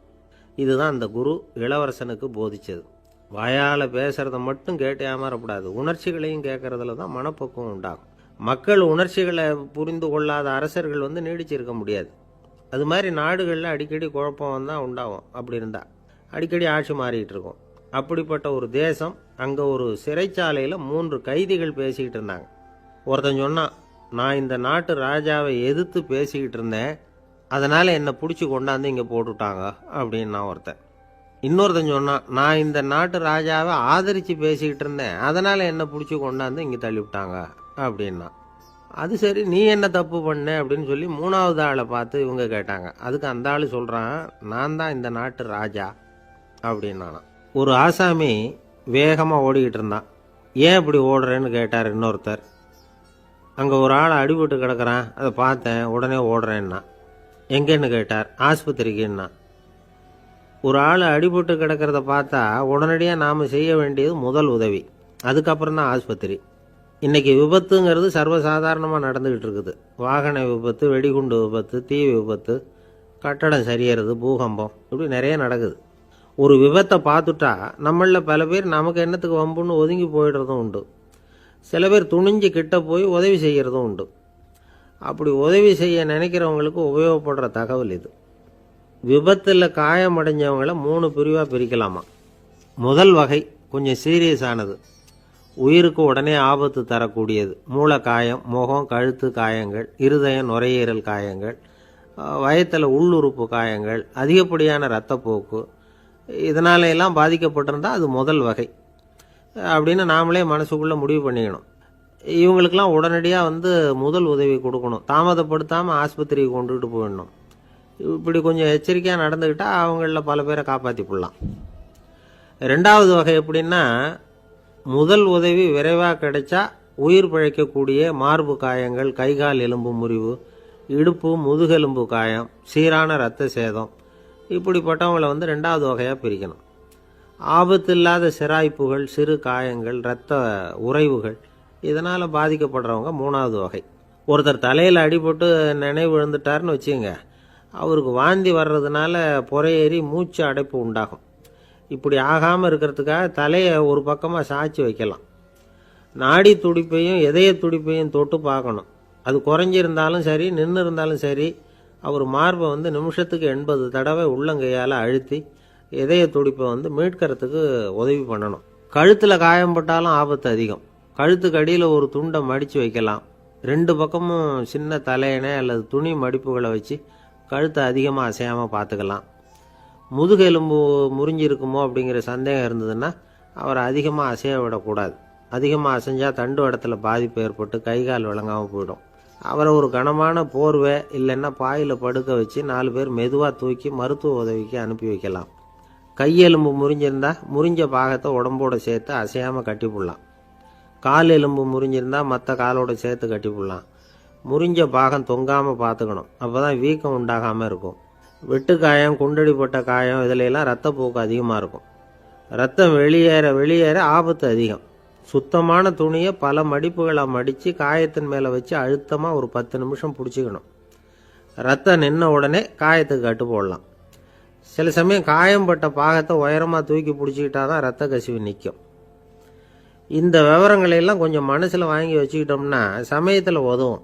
ஏன்னா இந்த காலத்தில் விபத்து எந்த ரூபத்தில் எப்போ வரும்னு யூகிக்கவே முடியல. நண்பர் ஒருத்தர் சொன்னார், நேற்றுக்கு பாருங்கள் சார், என் கண்ணு முன்னாடியே ஒரு சின்ன விபத்து நடந்ததுன்னார். என்னன்னு விசாரித்தோம். ஒரு பஸ்ஸில் வந்துக்கிட்டு இருந்தேன். அந்த பஸ்ஸில் பின்பக்கம் படி ஓரமாக நின்றுக்கிட்டு இருந்த ஒருத்தர் ரோட்டில் விழுந்துட்டார். டிரைவர் அதை கவனிக்கலை, நிறுத்தாமல் அவர் பாட்டுக்கு போகிறாருன்னார். கண்டக்டர் உடனே விசில் கொடுத்து பஸ்ஸை நிறுத்த வேண்டியது தானே அப்படின்னோம். அதுதான் சார் முடியாமல் போச்சுன்னார் அவர். ஏன்னு கேட்டாங்க. தவறி கீழே விழுந்ததே அந்த கண்டக்டர் தான் சார் அப்படிங்கிறார். ஒரு நண்பர், அவர்கிட்ட பேசிக்கிட்டு இருந்தேன். மனித உறவுகள் பற்றி அவர் சொல்லிகிட்டு இருந்தார். அமெரிக்காவில் தந்தை மகன் உறவு எப்படி இருக்குது அப்படிங்கிறத விளக்கிறதுக்கு அவர் ஒரு கதையை சொன்னார். ஒரு அப்பா பகல் பூராவும் அலுவலகத்தில் வேலை, ஓடி ஆடி உழைச்சிக்கிட்டு களைச்சி போய் ராத்திரி 10 மணிக்கு மேலே வீடு திரும்பினான். வீட்டு வாசலில் அவரோட மகன் காத்துக்கிட்டு இருக்கிறான். இன்னமும் தூங்கலை. அப்பாவை வாசல்லையே தடுத்து நிறுத்தி, அப்பா உனக்கு சம்பளம் எவ்வளவு அப்படின்னு கேட்குறான். ஏற்கனவே ஆஃபீஸு பிரச்சனைகளால் அலுத்து போய் திரும்புகிற அப்பாவுக்கு கோவம் வந்துடுது. என்னடா இப்படிலாம் கேளுன்னு உங்கள் அம்மா உனக்கு சொல்லி கொடுத்தாளா அப்படின்னு சொல்லிவிட்டு உள்ளே போய் சட்டையை கட்டி மாட்டிவிட்டு குளிச்சுவிட்டு மறுபடியும் வெளியில் வந்து உடையை மாற்றுகிற சமயம் அப்போ மறுபடியும் மகன் உள்ளே வந்து நிற்கிறான் அவர் முன்னாடியே. அப்பா உனக்கு எவ்வளவு சம்பளங்கிறான் மறுபடியும். அப்பாவுக்கு எரிச்சல் அதிகமாகிட்டுது. மணிக்கு $20 போதுமா அப்படின்னார். அப்படின்னா எனக்கு ஒரு $10 தர முடியுமான்னா மகன். இதுக்கு தான் என் சம்பளம் எவ்வளவுன்னு கேட்டியா? 2ஆம் வகுப்பு படிக்கிற உனக்கு எதுக்குடா $10 அப்படின்னு கத்திவிட்டு தொலைக்காட்சி பெட்டியின் முன்னாடி போய் உட்காந்துக்கிட்டு ஏதோ நிகழ்ச்சியை பார்க்க ஆரம்பிச்சிட்டார். கொஞ்ச நேரம் கழித்து மறுபடியும் மகன் வந்து நிற்கிறான். அப்பா ப்ளீஸ் எனக்கு ஒரு $10 கொடுக்க முடியுமா? மகனுடைய கண்களில் கண்ணீர். என்னடா அவன் கண்ணீரை காட்டி காரியம் சாதிக்கலாம்னு பார்க்குறியா? ஒரு காசு கூட கொடுக்க மாட்டான் போ அப்படின்னு விரட்டி விட்டான். மகன் கண்ணீரை தொடச்சிக்கிட்டே கண்ணை தொடச்சிக்கிட்டு பேசாமல் போய் படுத்துக்கிட்டானா. கொஞ்ச நேரம் ஆச்சு. அப்பாவோட கோபம் கொஞ்சம் கொஞ்சமாக குறைஞ்சிது. பிள்ளைகிட்ட கோபமாக கத்துனது தப்பு தாங்கிறது புரிஞ்சுது அவனுக்கு. எழுந்திரிச்சு போனான், படுக்கை இறக்கி போனான். மகனை பார்த்தான். அவன் தலையணையை கட்டி பிடிச்சிக்கிட்டு அழுதுகிட்டு இருக்கிறான். அவனை மெல்ல நெருங்கி அவங்ககிட்ட எதமாக பேசுகிறதுக்கு ஆரம்பித்தானான். எதுக்குடா உனக்கு $10 பள்ளிக்கூடத்தில் கேட்டாங்களா அப்படின்னு கேட்டானான். மகன் சொல்லியிருக்கான், இல்லை டாடி, உனக்கு 1 மணி நேரம் சம்பளம் $20ன்னு சொன்னேன். நீ ஏற்கனவே எனக்கு கொடுத்த பாக்கெட் மணி $10 என்கிட்ட இருக்குது. இப்போ நீ இன்னொரு $10 கொடுத்தீங்கன்னா அதையும் சேர்த்து $20 ஆகிடும். அந்த $20 நான் உனக்கு கொடுத்துருவேன். அப்படி கொடுத்தா நீ என் கூட 1 மணி நேரம் செலவழிப்ப இல்லையா? அதுக்காக தான் $10 கேட்டேன் அப்படின்னு சொன்னானோ. அந்த அப்பா கண்ணு கலங்கி போச்சான். ஆதரவோடு தன்னுடைய மகனை கட்டி பிடிச்சி அழ ஆரம்பிச்சிட்டாராம். இதுதான் நண்பர் சொன்ன கதை. அமெரிக்கா மட்டும் இல்லை, உலகம் பூராவும் இன்றைக்கி மனித உறவுகள் இப்படி தான் மாறிக்கிட்டு இருக்கு. பெரியவர்கள் அறிவுரை என்ன தெரியுமா? உங்கள் குழந்தைகளிடமிருந்து குழந்தை பருவத்தை பிரித்து விடாதீர்கள் அப்படிங்கிறது தான். அதாவது இன்றைய குழந்தைகள் தங்கள் பிருந்தாவனத்தை இழந்து விடுகிறார்கள் அப்படிங்கிறது அவங்களுடைய கருத்து. இந்த நிலைக்கு நாம் காரணமாக இருந்துடக்கூடாது. குழந்தைகளோட விளையாடுவோம், குடும்பத்தோடு உறவாடுவோம் அப்படிங்கிறது தான் நம்முடைய நோக்கமாக இருக்கணும். இன்றைய உறவு முறைக்கு இன்னொரு உதாரணம் சொல்லுவாங்க. ஒருத்தர் வந்தாராம், அவர் பக்கத்தில் ஒரு சின்ன பையன். நாம் அவரை விசாரிக்கிறோம், யார் இந்த பையன் அப்படின்னா அவர் சொல்கிறார், இவன் எனக்கு தூரத்து உறவு அப்படின்னாராம். இந்த தூரத்து உறவுன்னா எப்படின்னு இருக்கான். இதுக்கு அவன் சொல்லியிருக்கிறான், இவன் எங்கள் அப்பாவுக்கு 8வது புள்ள அப்படின்னானான். ஒரு ஊரில் ஒரு பெரிய ஞானி இருந்தார். அவர் படுக்கையில் இருந்தார். இன்னும் கொஞ்ச நேரம்தான் அவர் இந்த உலகத்தில் இருக்க போகிறார். அவரை சுற்றி ஏகப்பட்ட கூட்டம். ஏற்கனவே அவருடைய உபதேசங்களை கேட்டவங்க பல பேர் அவரை சுற்றி நிற்கிறாங்க. அந்த ஞானி மெதுவாக கண்ணை திறந்து பார்க்குறார். எல்லாரும் அவருடைய கடைசி வார்த்தையை கேட்கறதுக்காக அவளோட காத்துக்கிட்டு இருக்கிறாங்க. அந்த ஞானி மெதுவாக பேச ஆரம்பித்தார். நான் என்னுடைய வாழ்நாள் பூராவும் உங்களுக்கு நிறைய போதனைகள் சொல்லிக்கிட்டு இருக்கிறேன். பேரானந்தம், மகிழ்ச்சி, தியானத்தன்மை, இதை பற்றியெல்லாம் சொல்லியிருக்கிறேன். இப்போ நான் வேறு ஒரு கரைக்கு போய்கிட்டுருக்கிறேன். நான் இனிமேல் இந்த கரையில் இருக்க மாட்டேன். நீங்கள் நான் சொன்னதையெல்லாம் கேட்டீங்க, ஆனால் எதையும் நீங்கள் நடைமுறைப்படுத்தி பார்க்கல. எல்லாம் கேட்டதோடு சரி, அதோடு விட்டுவிட்டீங்க. அப்புறம் அதை தள்ளி போட்டுக்கிட்டே வந்துட்டீங்க. மேலும் அதை தள்ளி போடுறதுல எந்த பிரயோஜனமும் கிடையாது. இப்போ நான் போய்கிட்டு இருக்கிறேன். உங்களில் யாராவது என்னோட வர்றதுக்கு தயாரா அப்படின்னு கேட்டார். அவ்வளவுதான். யாரும் வாயை திறக்கலை. ஒரே மௌனம், சத்தமே இல்லை. ஒருத்தர் பார்த்துக்கிட்டே நிற்கிறாங்க. அந்த கூட்டத்தில் ஒரு ஆள் அந்த ஞானி கூடவே 40 வருஷத்துக்கு மேலே இருந்திருக்கிறான். அவனும் வாயை திறக்காமல் இன்னொருத்தன் முகத்தை பார்த்துக்கிட்டே நிற்கிறான். இந்த சமயத்தில் பின்னாடி நின்றுக்கிட்டு இருந்த ஒருத்தன் கையை தூக்கினான். ஞானி அவனை பார்த்தார். சரி, ஒருத்தனுக்காவது நம்மோட வர்றதுக்கு தைரியம் இருக்குது அப்படின்னு நினச்சார். ஆனால் அந்த ஆள் என்ன சொன்னான் தெரியுமா? ஐயா, நீங்கள் கேட்குறப்போ நான் உடனே எழுந்திருக்கல, கையை மட்டும்தான் தூக்கினேன். என்ன காரணம்னா, நான் எப்படி அடுத்த கரைக்கு சேர்றதுங்கிறத தெரிஞ்சுக்கிறதுக்காக தான். அந்த விவரத்தை மட்டும் இப்போ உங்ககிட்ட இருந்து நான் தெரிஞ்சுக்க ஆசைப்பட்றேன். ஏன்னா இப்போ நான் உங்கள் கூட வர்றதுக்கு தயாராக இல்லை. எவ்வளவோ காரியங்களை நான் இன்னும் இங்கே முடிக்க வேண்டி இருக்குது. வீட்டுக்கு ஒரு விருந்தினர் வந்திருக்கிறார். என்னுடைய இளைய மகனுக்கு கல்யாணம் பண்ணி வைக்கணும். அதனால் இன்றைக்கி உங்கள் கூட வர முடியாது. அது மட்டும் இல்லை, இப்போ உங்கள் கூட அடுத்த கரைக்கு வந்தால் திரும்பி வர முடியாதுன்னு வேறு சொல்கிறீங்க. அதனால் இப்போ நான் வரல. இன்னொரு நாள் நிச்சயமாக நான் வர்றேங்க, உங்களை சந்திக்கிறேன். அதனால் இப்போ நீங்கள் இன்னொரு தடவை எங்களுக்கு விளக்கமாக சொல்லணும். ஏற்கனவே பல தடவை சொல்லியிருக்கிறீங்க. தயவு பண்ணி இப்போ ஒரு தடவை சொன்னீங்கன்னா சௌகரியமாக இருக்கும். அந்த அடுத்த கரையை அடையிறது எப்படி? இப்போ ஒரு தடவை அதை விளக்கமாக சொல்லிட்டிங்கன்னா நல்லா ஞாபகப்படுத்திக்குவேன். அது சரியான சமயம் வர்றப்போ இது எனக்கு உதவியாக இருக்கும் அப்படின்னு நானா. ஆனால் உண்மை என்ன தெரியுமா? அந்த சரியான சமயம் வரவே இல்லை அப்படிங்கிறது தான் உண்மை. இப்படி அந்த கதை முடியும். இந்த கதை அந்த ஒரு ஆளுக்கு மட்டும் இல்லை, கிட்டத்தட்ட எல்லாருக்குமே அது பொருந்தும் அப்படிங்கிறாங்க விவரம் தெரிஞ்சவங்க. எல்லாருமே அந்த சரியான தருணத்துக்காகத்தான் காத்துக்கிட்டு இருக்கிறாங்களாம். அதுக்காக ஜோசியம் பார்க்குறாங்க, கைரேகை பார்க்குறாங்க, நாளைக்கு என்ன நடக்குங்கிற ஆவலில் எல்லாரும் காத்துக்கிட்டு இருக்கிறாங்க. ஆனால் அந்த ஒரு நாள் ஒருபோதும் வரப்போகிறதில்ல. நீங்கள் தள்ளி போடுறதுக்காக பல அர்த்தமில்லாத காரணங்களை தேடுறீங்க அப்படிங்கிறார் ஒரு ஞானி. காத்திருக்கிறதுலேயே நம்ம காலம் ஓடி போயிடுது. ஏன்னா இன்னைக்கு நாம் சிந்திக்கிறது நாளைக்கு நாம் சிந்திக்கிறது இல்லை. ஒவ்வொரு நாளும் ஒவ்வொரு மாதிரி போயிடுது. நாளைக்கு மறுநாளை பற்றியே சிந்திக்கிறோம். இப்படியே அது பாட்டுக்கு போயிடும். கரையை தொட்டு பார்க்குறது எப்போ? இதுதான் கேள்வி. நமக்கு வேண்டியப்பட்ட ஒருத்தர் ஒரு ரயில்வே பிளாட்ஃபாரத்தில் நின்றுட்டு இருக்கிறார். அங்கே இருக்கிறவங்க கிட்ட கேட்குறாராம், விசாரிக்கிறார். ஏங்க கிழக்க போகிற ரயில் போயிட்டுதுங்களான்னாராம். போயிட்டுதுன்னு இருக்கிறாங்க. கொஞ்ச நேரம் கழித்து ஏங்க மேற்க போகிற ரயில் போயிட்டுதுங்களான்னு கேட்டிருக்காரு. போயிட்டுதுங்களான் இருக்காங்க. அப்புறம் கொஞ்சம் நேரம் கழித்து மறுபடியும் ஏங்க 10:30 மணி வண்டி போயிட்டுதான்னு கேட்டிருக்காரு. தொடர்ந்து காலையிலேருந்து சாயந்தரம் வரைக்கும் இப்படி ஒரே இடத்துல நின்றுட்டு கேட்டுக்கிட்டே இருக்கிறார். இதை பார்த்துக்கிட்டு இருந்த ஒருத்தர் அவர்கிட்ட ஏங்க நீங்கள் எங்கே போகணும் அப்படின்னு கேட்டாராம்.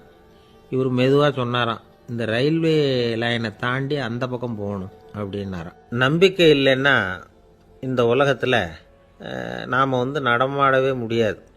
அவநம்பிக்கையோடு இருந்துக்கிட்டு இருந்தால் என்றைக்கும் அவஸ்தை தான். நாம் நம்புறது நடக்குதோ இல்லையோ அது வேற விஷயம். ஆனால் எதையும் நம்பி தான் நாம் அடி வைக்க வேண்டியிருக்கு. வேறு ஒன்றும் வேணாம், ஒரு லாட்ரி சீட்டு வாங்குகிறோம். அது எங்கே நமக்கு விழப்போகுது அப்படிங்கிற அவநம்பிக்கையோடவா வாங்குகிறோம்? பரிசு நமக்கு தான் அப்படிங்கிற நம்பிக்கை உள்ளூர இருக்கிறதுனால தான் அதை வாங்குகிறோம். இருந்தாலும் முடிவு வேறு மாதிரி ஆகிடுது. அதுக்காக மனசு சோர்ந்து போகிறதில்ல. அடுத்த மாதமும் சீட்டு வாங்குகிறோம். இந்த நம்பிக்கை தான் மனித வாழ்க்கைக்கு ஆதாரம். ஒரு கடையில் போய் டீ சாப்பிட்றீங்க. அந்த டீ நல்ல டீ தானா, அதில் விஷம் கலந்துருக்குமா அப்படிங்கிற சந்தேகம் வந்துட்டுதுன்னு வச்சுங்க. அதுக்கப்புறம் அதை எப்படி நீங்கள் சாப்பிட முடியும்? நம்பி தான் சாப்பிட்ணும். ரயில் ஒழுங்காக போய் சேருங்கிற நம்பிக்கை இருக்கிறதுனால தான் அதில் ஏறி உட்காடுறோம். லெட்டர் ஒழுங்காக போய் சேருங்கிற நம்பிக்கை இருக்கிறதுனால தான் பெட்டியில் போடுறோம். சரி, நம்ம கதையெல்லாம் நம்மளோட இருக்கட்டும். மனித நம்பிக்கை எந்த அளவுக்கு உறுதியாகவும் அறிவுபூர்வமாகவும் இருக்கணுங்கிறதுக்கு அலெக்சாண்டர் வாழ்க்கையில் நடந்த ஒரு சம்பவத்தை உதாரணமாக சொல்லலாம்.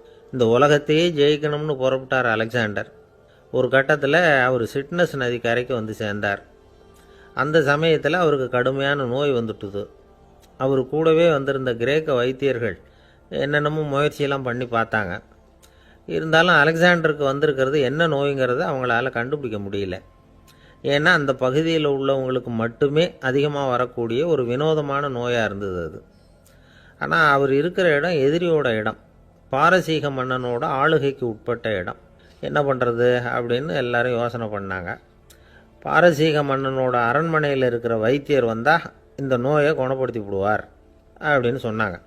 இருந்தாலும் எதிரியோட நாட்டில் இருக்கிற வைத்தியரை கூப்பிட்டு எப்படி நம்பி வைத்தியம் பார்க்க சொல்கிறது அப்படின்னு சொல்லி எல்லாரும் தயங்கினாங்க. ஆனால் அலெக்சாண்டர் தயங்கலை. பரவாயில்ல, அழைச்சிட்டு வாங்கன்னு விட்டார். உடனே அவரை போய் அழைச்சிட்டு வந்துட்டாங்க. அவர் வந்தார். அலெக்சாண்டர் உடம்பை பரிசோதனை பண்ணி பார்த்தார். சரி, இதை குணப்படுத்தி விடலாம், பயப்பட வேண்டியதில்லை. ஆனால் இதுக்கு ஒரு மூலிகை ரசம் தயார் பண்ணி கொடுக்கணும். நான் போய் அதை தயார் பண்ணிவிட்டு 2 நாளில் திரும்பி வந்துடுறேன் அப்படின்னு சொல்லிவிட்டு போனார் அந்த வைத்தியர். அதே மாதிரி 2 நாளில் திரும்பி வந்தார் மூலிகை ரசத்தோட. இதுக்கு இடையில் அலெக்சாண்டரோட தளபதிகளில் ஒருத்தர் ரகசியமாக ஒரு எச்சரிக்கை கடிதம் கொடுத்து அனுப்பியிருக்கிறான். அதை வாங்கி என்ன விஷயம்னு பார்த்தார். இப்போ உங்ககிட்ட வந்திருக்கிற எதிரி நாட்டு வைத்தியரை நம்பாதீங்க. அவன் கொண்டுகிட்டு வந்திருக்கிற மூலிகை ரசத்தில் விஷம் கலந்துருக்குது அப்படின்னு அதில் எழுதியிருக்கு. அதை பார்த்தார் அலெக்சாண்டர். இருந்தாலும் கொஞ்சம் கூட அலட்டிக்கல. வைத்தியர் கொடுத்த மருந்தை வாங்கி கடகடன்னு குடிச்சுட்டு அதுக்கப்புறம் அந்த கடிதத்தில் இருந்த விஷயத்தை அந்த வைத்தியர்கிட்ட சொன்னார். வைத்தியர் தகைச்சு போயிட்டார்.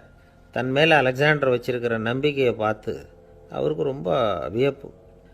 வைத்தியர் உண்மையிலேயே நல்ல மருந்து தான் கொண்டுகிட்டு கொடுத்துருக்கிறார். அதில் விஷம்லாம் எதுவும் கலக்கலை. அதுக்கப்புறம் அலெக்சாண்டர் இந்த வைத்தியரை பார்த்து சொன்னாராம், நம்பிக்கைங்கிற அச்சாணியை ஆதாரமாக வச்சுக்கிட்டு தான் இந்த உலகம் சுற்றிக்கிட்டு இருக்குது. எனக்கு எதிரியாக இருந்தாலும் பாரசீக மன்னர் ரொம்ப பெரியவர். அப்பேற்பட்ட மன்னருடைய அரண்மனை வைத்தியர் தொழில் நேர்மை இல்லாதவராக இருக்க முடியாது, இருக்க மாட்டார். அப்படி இருந்தால் அவரை வந்து அரண்மனை வைத்தியராக வச்சிருக்கவே மாட்டாங்க அப்படின்னு நம்பினேன். என்னுடைய நம்பிக்கை வீண் போகலை அப்படின்னாராம். இதுதான் மானுட நம்பிக்கைங்கிறது. இந்த காலத்துலேயும் இது மாதிரி இந்த மானுட நம்பிக்கையை ரொம்பவும் சாமர்த்தியமாக கையாளுகிற கெட்டிக்காரங்க சில பேர் இருக்கிறாங்க. இந்த காலத்து குரு, அவருக்கு ஒரு சிஷ்யன். குரு முன்னாடி அந்த சிஷ்யன் ரொம்ப பணிவாக நின்று, குருவே, உங்கள் கையால் விஷத்தை கொடுத்தாலும் அதை வாங்கி மடமடன்னு குடிச்சிருவேன் அப்படின்னா. உன்னுடைய குரு பக்தியை மெச்சினேன் அப்படின்னார் குரு. அதுக்கு அந்த சிஷ்யன், அப்படி இல்லை குருவே, உங்ககிட்ட சிஷ்யனாக இருக்கிறத விட உங்கள் கையால் விஷத்தை வாங்கி குடிச்சு விட்றது ரொம்ப நல்லது, அதனால தான் அப்படி சொன்னேன் அப்படின்னா. ஒரு தீக்குச்சி தீப்பெட்டியை பார்த்து கேட்டுதான், நாம் 2 பேரும் தானே உரசிக்கிறோம், ஆனால் நான் மட்டும் தீப்பிடிச்சி எரிஞ்சு போகிறேன், நீ அப்படியே இருக்கிறியே அப்படின்னு தான். அதுக்கு தீப்பெட்டி சொல்லியிருக்குது, உனக்கு தலையில் கணம் இருக்குது அதனால் அழிஞ்சு போகிற அப்படின்னு தான். எப்படி இருக்கு பாருங்கள் இந்த பதில். தலையில் கணம் உள்ளவங்க யாருமே சரியாக இருக்க முடியாது. எவ்வளவு பெரியவங்களாக இருந்தாலும் சரி, ரொம்ப கஷ்டம்தான் அது. கர்வம்ங்கிறது கூடவே கூடாது. இதை விளக்கறதுக்கு மகான் ஒருத்தர் ஒரு சம்பவத்தை சொல்கிறார். அர்ஜுனன் வந்து தீர்த்த யாத்திரை பண்ணானா. அப்போது தென்னிந்தியாவுக்கு வந்திருக்கிறான். ராமேஸ்வரத்துக்கு போனப்போ அங்கே இலங்கைக்கு கல்லுலாம் அடுக்கி போடப்பட்டிருந்த பாலத்தை பார்த்தானா. ஒரு சின்ன குரங்கு அதுக்கு பக்கத்தில் விளையாடிக்கிட்டு இருந்திருக்கு. அதை பார்த்துட்டு அர்ஜுனன் சிரிச்சிருக்கான். ஏன் சிரிக்கிறேன்னு கேட்டிருக்கு அந்த குரங்கு. ராமன் மிகச்சிறந்த வில் வீரன். அப்படி இருக்கிறப்போ அவன் வந்து இலங்கைக்கு அம்புகளாலேயே ஒரு பாலம் கட்டியிருக்கலாம். அதை விட்டுட்டு போயும் உன்ன மாதிரி குரங்குகளை துணையாக வச்சுக்கிட்டு இப்படி ஒரு கருங்கல் பாலத்தை கட்டியிருக்கிறானே அப்படின்னு நானா. அம்புகளால் பாலம் கட்ட முடியுமா அப்படின்னு கேட்டு தான் குரங்கு. ஏன் முடியாது, என்னால் முடியுமேன்னு இருக்கான் அர்ஜுனன். அம்பால் பாலம் கட்டலாம், இருந்தாலும் என்ன மாதிரி குரங்குகள் ஏறி நடந்தா அது தாங்குமா? அதனால தான் ராமர் வந்து கருங்கல் பாலமே கட்டினார் அப்படின்றது குரங்கு சொல்லிச்சான். அப்படியே சொல்கிற, நான் வேணும்னா இப்போ அம்புகளாலேயே ஒரு பாலத்தை கட்டுறேன், நீ அது மேலே ஏறி நடந்து பார். பாலம் விழுந்துட்டுதுன்னா நான் தீ மூட்டி அதில் குதித்து உயிர் தியாகம் பண்ணிவிடுறேன் அப்படின்னு நான் ரொம்ப கோபமாக. உடனே அந்த சின்ன குரங்கு பெரிய உருவம் எடுத்துட்டு தான் கையில் கதையோடு அர்ஜுனன் முன்னாடி நிற்கிறான் அனுமன். பார்த்தா, என்னுடைய தலைவர் ராமரையா இழிவாக பேசுகிற, நீ இப்போ பாலம் கட்டு, நான் என்னுடைய பலத்தை காட்டுறேன் அப்படின்னா அனுமன். அர்ஜுனன் வந்து தன்னுடைய காண்டிபத்தை எடுக்கிறான், சரமாரியாக அம்புகளை விடுறான். அதெல்லாம் ஒன்றோட ஒன்று கோத்துக்கிட்டு அப்படியே பாலம் மாதிரி நிற்கிது. அர்ஜுனன் தலை நிமிர்ந்து நின்னான். அனுமன் வந்து உயர கிளம்பி அங்கேருந்து பாலத்தில் வந்து பொத்துன்னு இறங்கினான். பாலம் அப்படியே நொறுங்கி போச்சு தூள் தூளாக. என்ன அர்ஜுனா, இப்போ என்ன செய்ய போகிற அப்படின்னா ஏளனமாக. அர்ஜுனன் தலையை தொங்க போட்டுக்கிட்டான். சொன்னபடி தீ மூட்டி அதில் குதிக்கிறதுக்காக 3 தடவை சுற்றி வந்தான். அப்போது கிருஷ்ணர் அங்கே வந்தார். என்ன அர்ஜுனா, என்ன நடக்குது, என்ன இது அப்படின்னு ஒன்றும் தெரியாத மாதிரி கேட்டார். அர்ஜுனன் வாயை திறக்கிறதுக்கு முன்னாடி அனுமன் வாயை திறந்தான், நடந்ததை சொன்னான். அர்ஜுனன் சவால் விட்டபடி உயிர் திறந்தே ஆகணும்னா அனுமன். கிருஷ்ணர் யோசனை பண்ணார். நல்லது, இந்த சவால் விட்டதுக்கும் நடந்ததுக்கும் யார் சாட்சி? பெரியவர் ஒருத்தரை சாட்சியாக வச்சுக்கிட்டல்லவா நீங்கள் இந்த போட்டியை நடத்தியிருக்கணும் அப்படின்னார். அதனால் என்ன, இப்போ மறுபடியும் அந்த போட்டியை நடத்திவிட்டா போச்சு, என்னால் அந்த அம்பு பாலத்தை நொறுக்க முடியாதா அப்படின்னா அனுமன். சரி, இப்போ மறுபடியும் அது நடக்கட்டும்னார் கிருஷ்ணர். அர்ஜுனன் அம்பு பாலம் அமைச்சான். அனுமன் ஏறி குதிச்சான். பாலம் அசைஞ்சு கொடுக்கவே இல்லை, அவ்வளோ உறுதியாக இருக்குது. இப்போ அனுமன் தலையை குனிஞ்சிக்கிட்டான். அர்ஜுனன் நன்றியோடு நிமிர்ந்து பார்த்தான். கிருஷ்ணருடைய தோள்கள்லேயும் முதுகள்லேயும் ரத்தம். என்ன சுவாமி, என்ன நடந்ததுன்னு நான் பதறி போய், உன் அம்பு பாலத்தை நான் தான் முட்டு கொடுத்து தாங்கிக்கிட்டு இருந்தேன். அனுமன் குதிச்சப்போ என் மேலே ஏற்பட்ட காயங்கள் இவை. பின்ன உன்னுடைய அம்பு பலத்தினாலேயா பாலம் நின்றுதுன்னு நினைக்கிற அப்படின்னாரான். முதல்ல வந்து அர்ஜுனன், அப்புறம் அனுமன் 2 பேருக்குமே கர்வ பங்கம் ஆகிட்டு தான். அதாவது அவங்கக்கிட்ட இருந்த கர்வம் போயிட்டுது. யாராக இருந்தாலும் கர்வம் கூடாதுங்கிறத இதிலேருந்து நாம் புரிஞ்சுக்கணும். இந்த காலத்தில் நாமெல்லாம் எந்த விஷயத்துக்கெல்லாம் கர்வப்பட்டுக்கிட்டு இருக்கோம் தெரியுமா? 2 பெண்கள் தங்களுடைய கணவன்மார்களை பற்றி ரொம்ப பெருமையாக பேசிக்கிட்டாங்களாம். அதில் ஒரு அம்மா சொல்லியிருக்கு, என் வீட்டுக்காரர்கிட்ட எந்த சப்ஜெக்ட் கொடுத்தாலும் சரி அந்த விஷயத்தை பற்றி அழகாக 1 மணி நேரம் பேசுவார் அப்படின்னாங்களாம். உடனே இன்னொரு அம்மா, அது என்ன பிரமாதம், என் வீட்டுக்காரருக்கு சப்ஜெக்டே தேவையில்லை, விஷயமே இல்லாமல் நாள் பூரா பேசிக்கிட்டு இருப்பார் அப்படின்னாங்களாம். ஒரு காடு, நல்ல மரம்லாம் செழிச்சு இருந்தது. அப்படிப்பட்ட காட்டில் ஒரு சாது இருந்தார். அவர் எப்படின்னா எப்பவும் ஒரு மரத்தடியில் உட்காந்துருப்பார். ஏன்னா அவருடைய இருப்பிடமே அதுதான். அவர் என்ன பண்ணுவார், 3 கல் வச்சுருந்தார். செங்கல் மாதிரி இருக்கும், ஆனால் அதை விட கொஞ்சம் பெருசாக இருக்கும். எதுக்கு அந்த 3 கல்லுன்னா அதுதான் அவருடைய படுக்கை. அதாவது தூங்குறப்ப ஒரு கல்லை தலைக்கு கீழே வச்சுக்குவார், இன்னொரு கல்லை இடுப்புக்கு கீழே வச்சுக்குவார், இன்னொரு கல்லை காலுக்கு கீழே வச்சுக்குவார். உடம்பை வந்து அப்படியே ஒரு தகட்டால் மூடிக்குவார், அப்படியே தூங்கி போடுவார். மழை பெய்யுதுன்னு வச்சுங்க, அவர் உடம்பு வந்து 3 கல் மேலே இருக்குதா, அதனால் தண்ணி வந்து அடியில் ஓடி போடும், உடம்பு நனையாது. மேலே தகடு இருக்கிறதுனால மழையும் உடம்புல படாது. அவர் தூக்கமும் கெடாது, நிம்மதியாக தூங்குவார். பகலில் அந்த 3 கல்லையும் ஒரு சேர ஒரு அடுப்பு மாதிரி வச்சு அது மேலே உட்காந்துக்குவார். அதனால் பாம்பு பூச்சி எதுவும் அவரை வந்து தொந்தரவு பண்ணுறதில்ல, அது பாட்டுக்கு நடந்து போயிடும். அவர் பாட்டுக்கு நிம்மதியாக இருப்பார். யாராவது எதையாவது கொண்டுகிட்டு வந்து கொடுத்தா அதை வாங்கி சாப்பிடுவார், அவ்வளவுதான். ஒரு நாள் அந்த நாட்டு அரசன் காட்டுக்கு வேட்டையாட வந்தான். அந்த வழியாக வந்தப்போ இந்த சாது படுத்துருக்கிறத பார்த்தான், பரிதாபப்பட்டான். ஐயோ பாவம், இவர் இப்படி இந்த கல் மேலே உடம்பை வச்சுக்கிட்டு தூங்குறாரு, என்ன பாடுபடுவார், இவரை நாம் வந்து அரண்மனைக்கு அழைச்சிட்டு போய் சுகமாக நிம்மதியாக இருக்கிறதுக்கு வழி செஞ்சு கொடுப்போம், அது ரொம்ப நல்லாயிருக்கும் அப்படின்னு நினச்சான். அப்படி நினச்சிக்கிட்டே அரண்மனைக்கு வந்துட்டான். அதுக்கப்புறம் ஒரு பல்லக்கையும் 2 சேவகர்களையும் காட்டுக்கு அனுப்பி அந்த சாதுவை மெதுவாக இங்கே அழைச்சிட்டு வந்துடுங்க அப்படின்னு சொல்லி அனுப்பி வச்சான். இவங்க போய் அவர்கிட்ட விவரத்தை சொன்னாங்க. எனக்கு என்னத்துக்கு அரண்மனை வாசம் அப்படின்னார். இருந்தாலும் மன்னர் உத்தரவு, நீங்கள் அவசியம் வரணும் அப்படின்னாங்க இவங்க. சரின்னு சொல்லிவிட்டு வேறு வழி இல்லாமல் புறப்பட்டார். புறப்படும் பொழுது என்ன பண்ணாருன்னா, மறக்காமல் அந்த 3 கல் ஒரு தகடு அதையும் எடுத்து பல்லக்கில் வச்சுக்கிட்டார். என்னத்துக்கு இதையெல்லாம் எடுத்து வைக்கிறாரு அப்படின்னு சொல்லி அவங்க யோசனை பண்ணாங்க. இருந்தாலும் அதை பற்றி ஒன்றும் கேட்கல. பேசாமல் அவரை அழைச்சிட்டு போய் அரண்மனையில் விட்டுட்டாங்க. அரசன் ஓடி வந்தான், வரவேற்றான், அறுசுவை உணவு படைத்தான். அவர் படுக்கிறதுக்கு தங்க கட்டில், பட்டு மெத்தை, இப்படி எல்லாம் ஏற்பாடு பண்ணி வச்சான். இங்கே படுத்து ஓய்வு எடுத்துங்க அப்படின்னு சொல்லிவிட்டு அவன் பாட்டு போயிட்டான். மறுநாள் காலையில் வந்து பார்க்குறான், சாது படுத்துருக்கிறார். எப்படி தெரியுமா, அந்த பட்டு மெத்தை மேலே 3 கல்லையும் வச்சு வழக்கம் போலவே அது மேலே படுத்துருக்கிறார். அதுக்கு மேலே தகடு. அரசன் பார்த்துட்டு அதிர்ச்சி ஆயிட்டான். என்ன சுவாமி இப்படி அப்படின்னா, சாது சொன்னார், எனக்கு வந்து தேவையும் இல்லை குறையும் இல்லை, எல்லா இடத்துலையும் எனக்கு ஒரே மகிழ்ச்சி தான் அப்படின்னார். மகிழ்ச்சிங்கிறது தங்க கட்டிலேயோ பட்டு மெத்தையிலேயோ இல்லை, அது வந்து மனசில் இருக்கிற ஒரு விஷயம். உண்மையான மகிழ்ச்சிக்கு வழி வந்து மனப்பக்குவம் அப்படிங்கிறது அந்த அரசனுக்கு புரிஞ்சுதான். இந்த காலத்தில் ஒரு சாமியார், அவரை தேடி ஒரு சீடன் வந்தான். என்னாச்சு தெரியுமா, சுவாமி எனக்கு நிம்மதி வேணும், அதுக்கு என்ன வழின்னு கேட்டான். சாமியார் நிமிர்ந்து பார்த்தார். அப்புறம் சொன்னார், நீ ஏகப்பட்ட பேர்கிட்ட கடன் வாங்கியிருக்கிற, அதையெல்லாம் திருப்பி கொடுத்தா தான் உனக்கு நிம்மதி கிடைக்கும்னார். இவனுக்கு ஆச்சரியம். அது எப்படி சாமி, அவ்வளவு கரெக்டாக நான் கடன் வாங்கினதை கண்டுபிடிச்சிங்க அப்படின்னா, உனக்கு கடன் கொடுத்து சாமியாராக போனதே நான் தான்ப்பா, அதனால தான் இந்த கதிக்கு வந்தேன். என்கிட்டயே வந்து நிம்மதிக்கு வழி கேட்குறியே, அதுதான்டா வேதனை அப்படின்னாராம் அவர். ஒரு குரு, இளம் சீடர்கள் எதிரில் உட்காந்துருக்கிறாங்க. குரு பாடம் நடத்திக்கிட்டு இருக்கிறார். சீடர்களுக்கு ஒரு ஆசை, அதாவது ஒரு முக்கியமான மந்திரத்தை நம்ம குருநாதர்கிட்ட இருந்து கற்றுக்கணும் அப்படிங்கிறது அவங்க ஆசை. அது என்ன மந்திரம்னா, இறந்தவரை உயிர்ப்பிக்கக்கூடிய புனித மந்திரம், அதாவது செத்தவங்களுக்கு மீண்டும் உயிர் உண்டாக்குகிற மந்திரம். குருவே தயவு பண்ணி அந்த மந்திரத்தை எங்களுக்கு உபதேசிக்கணும் அப்படின்னு கேட்டாங்க. அது ரொம்ப ஆபத்தானது, அது என்னத்துக்கு உங்களுக்கு வேண்டாமேன்னாராம் குரு. எங்களுடைய நம்பிக்கை வந்து உறுதிப்படுறதுக்காகத்தான் கேட்குறோம், வேற ஒன்றும் இல்லை அப்படின்னாங்களாம் சீடர்கள். பக்குவப்படாத அறிவுங்கிறது ரொம்ப ஆபத்தானது அப்படின்னாராம் குரு. இது சீடர்களுக்கு புரியல. அது எப்படிங்க பக்குவப்படாத அறிவு ஆபத்தானதுன்னு சொல்கிறீங்க, அப்படின்னா என்ன அப்படின்னு கேட்டிருக்காங்க சீடர்கள். குரு அதுக்கு விளக்கம் கொடுத்தாராம்.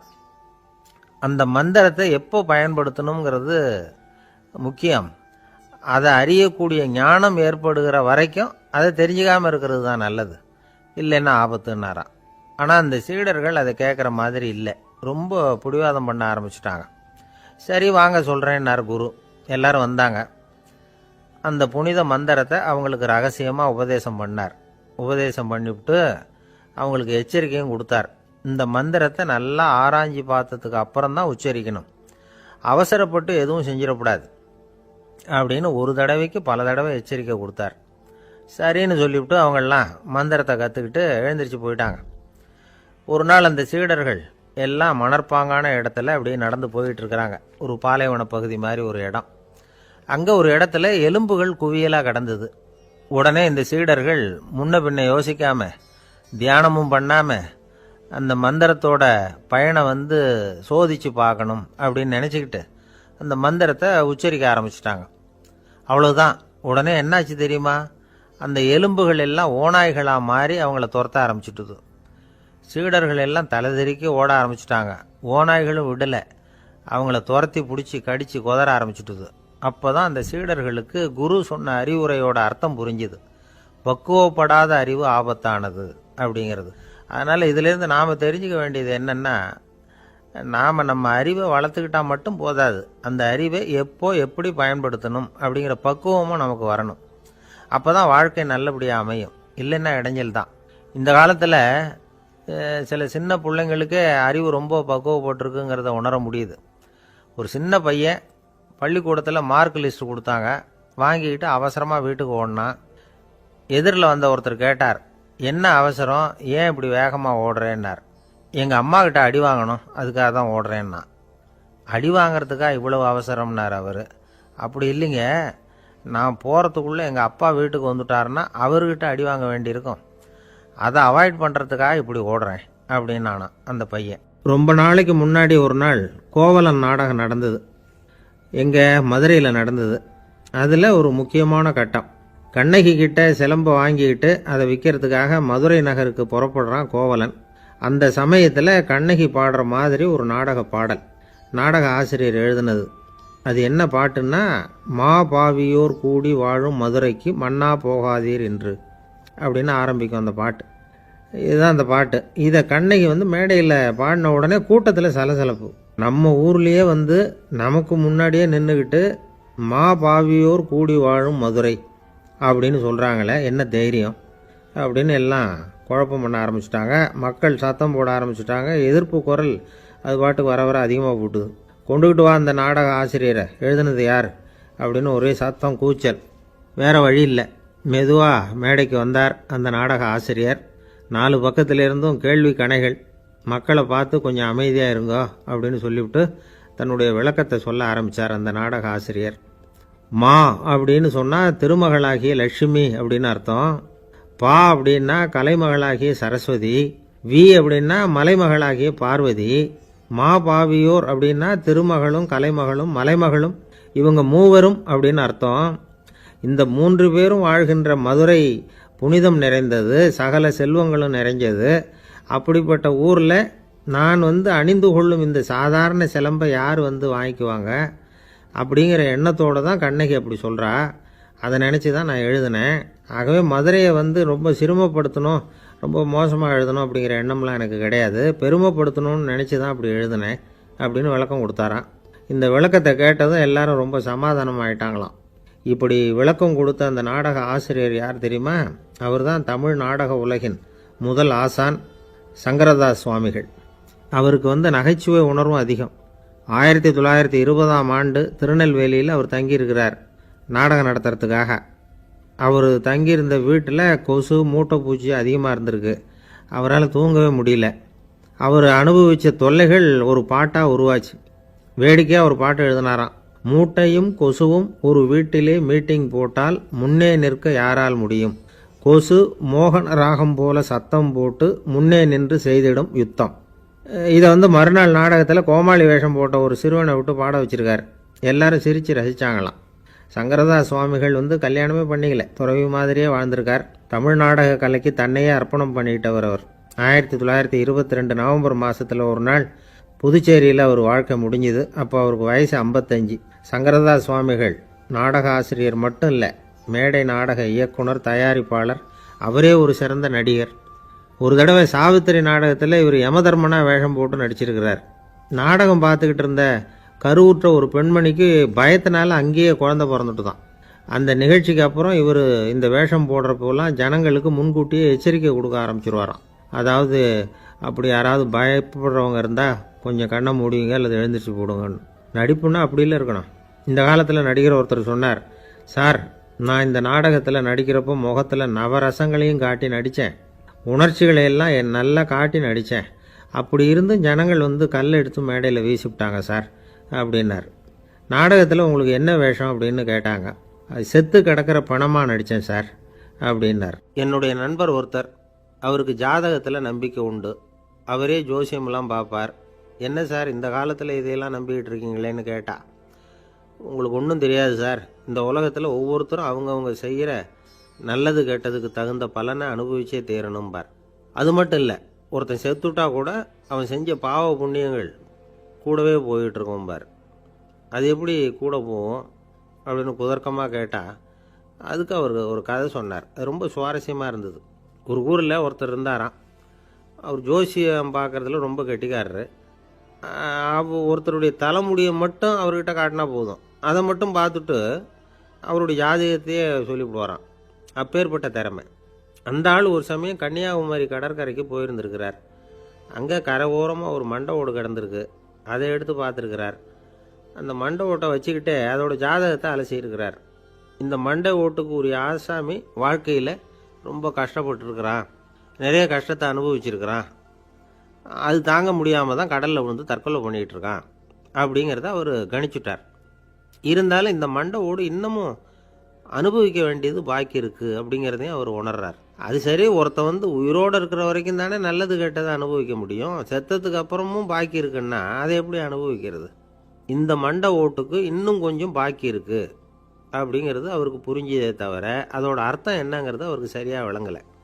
சரி, இதை இன்னும் கொஞ்சம் விவரமாக ஆராய்ச்சி பண்ணி பார்ப்போம் அப்படின்னு நினச்சிக்கிட்டு அதை தன்னுடைய வீட்டுக்கு எடுத்துகிட்டு போயிட்டார். அந்த மண்டை ஓட்டை ஒரு பொட்டியில் வச்சு பூட்டினார். தன்னுடைய தனி அறையில் அதை பத்திரமா வச்சுக்கிட்டார்.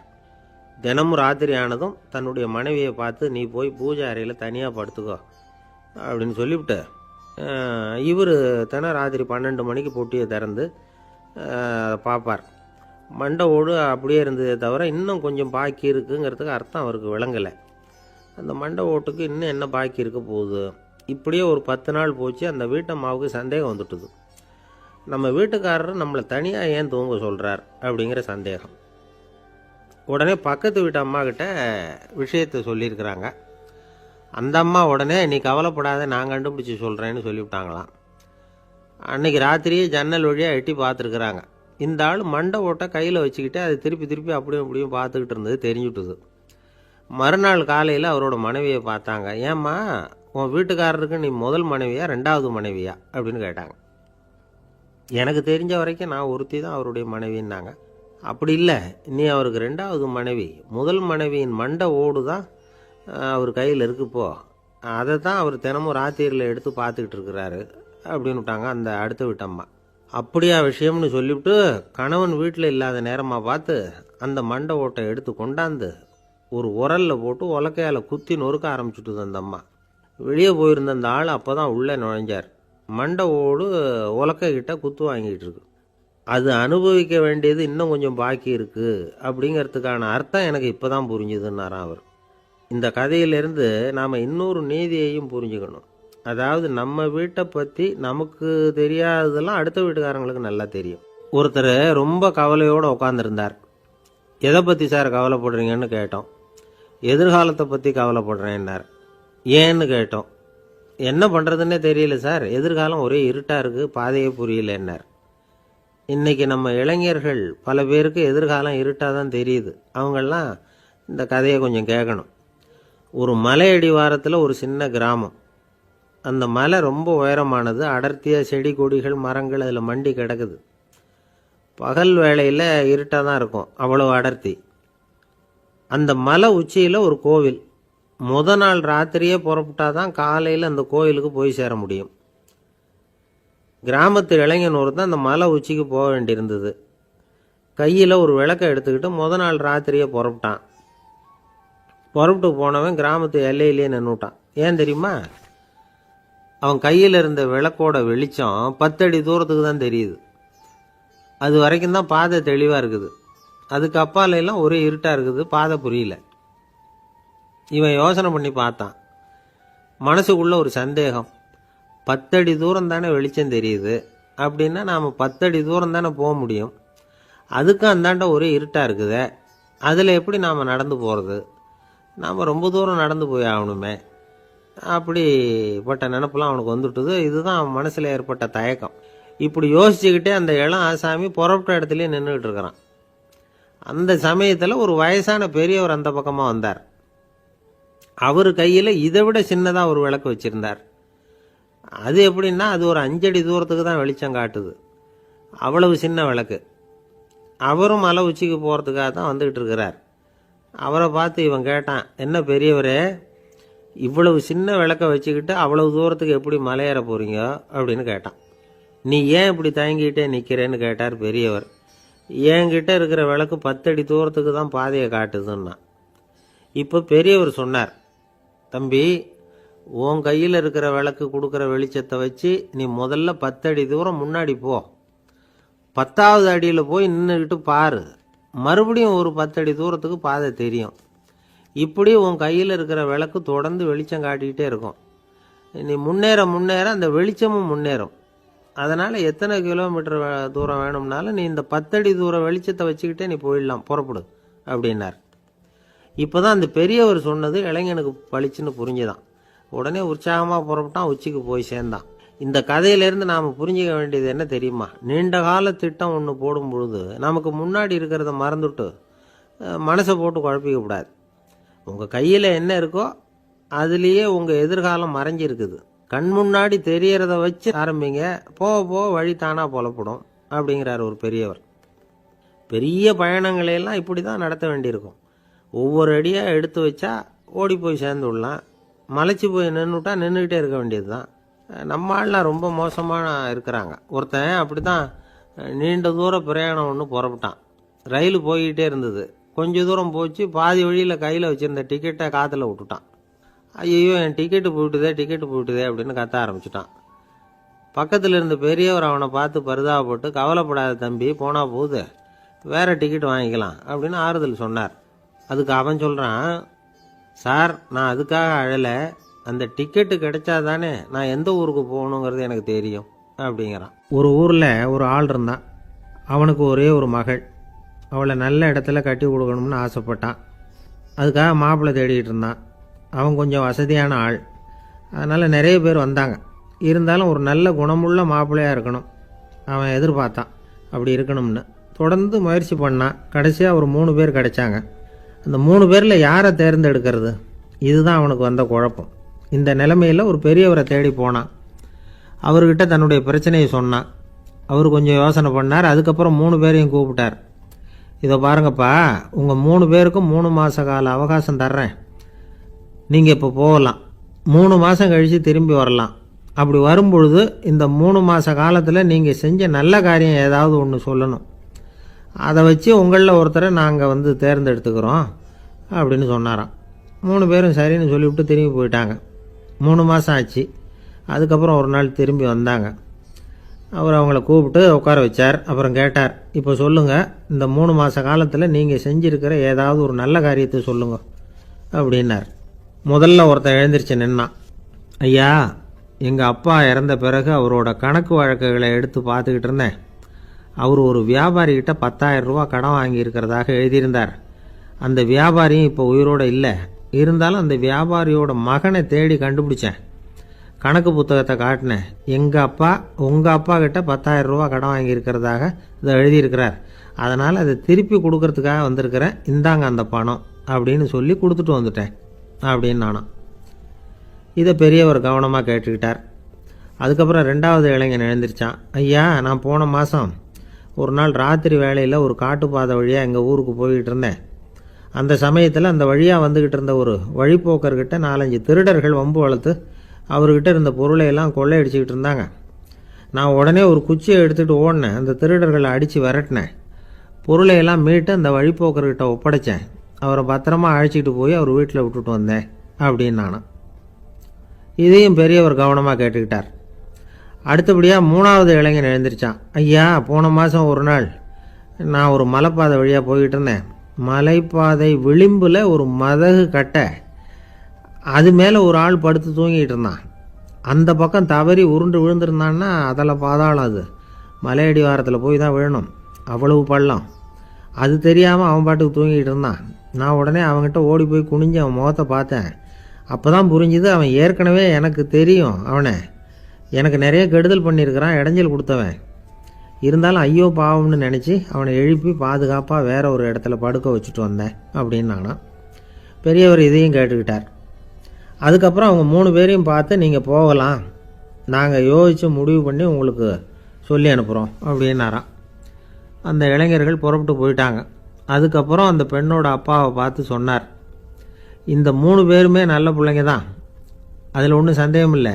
இருந்தாலும் இந்த 3 பேர் செஞ்ச செயல்களையும் ஒப்பிட்டு பார்க்க வேண்டியிருக்கு. முதல் இளைஞன் நேர்மைக்கு எடுத்துக்காட்டாக விளங்குறான். இந்த காலத்தில் இது மாதிரி இளைஞர்களை பார்க்குறது ரொம்ப கஷ்டம்தான். இருந்தாலும் அவன் கடமையை தான் செஞ்சான். 2வது இளைஞன் நல்ல வீரன், தைரியசாலி. ஒரு வீரன் எதை செய்யணுமோ அதைத்தான் இவன் செஞ்சான். இவன் ஒரு லட்சிய மனிதன். 3வது இளைஞன் தன்னுடைய பகைவனுக்கே உதவி செஞ்சிருக்கான். அவன் உயிரை காப்பாற்றியிருக்கிறான். பகைவனுக்கு அருள்வதுங்கிறது ஒரு சாதாரண மனுஷனால் செய்யக்கூடிய காரியம் இல்லை. பகையை மறக்கிறதும் பகைவனுக்கு அருள்வதும் தெய்வீக பண்புகள். அதனால் இவனையே உன்னுடைய மகளுக்கு ஏற்ற மாப்பிள்ளையா தேர்ந்தெடுக்கலாம் அப்படின்னு சொன்னாங்களாம். ஒரு நல்ல நாளில் அவங்களுக்கு திருமணம் நல்ல விதமாக நடந்து முடிஞ்சுதான். இது சுவாமி சின்மயானந்தர் சொல்லியிருக்கிற ஒரு கதை. இதிலேருந்து நாம் புரிந்து கொள்ள வேண்டிய ஒரு கருத்து, நமக்கு கெடுதல் பண்ணவங்களுக்கும் நாம் நல்லது செய்யணும். ஆனால் நடைமுறையில் அப்படி நம்மளால் செய்ய முடியறதில்ல. அதுதான் சிக்கல்.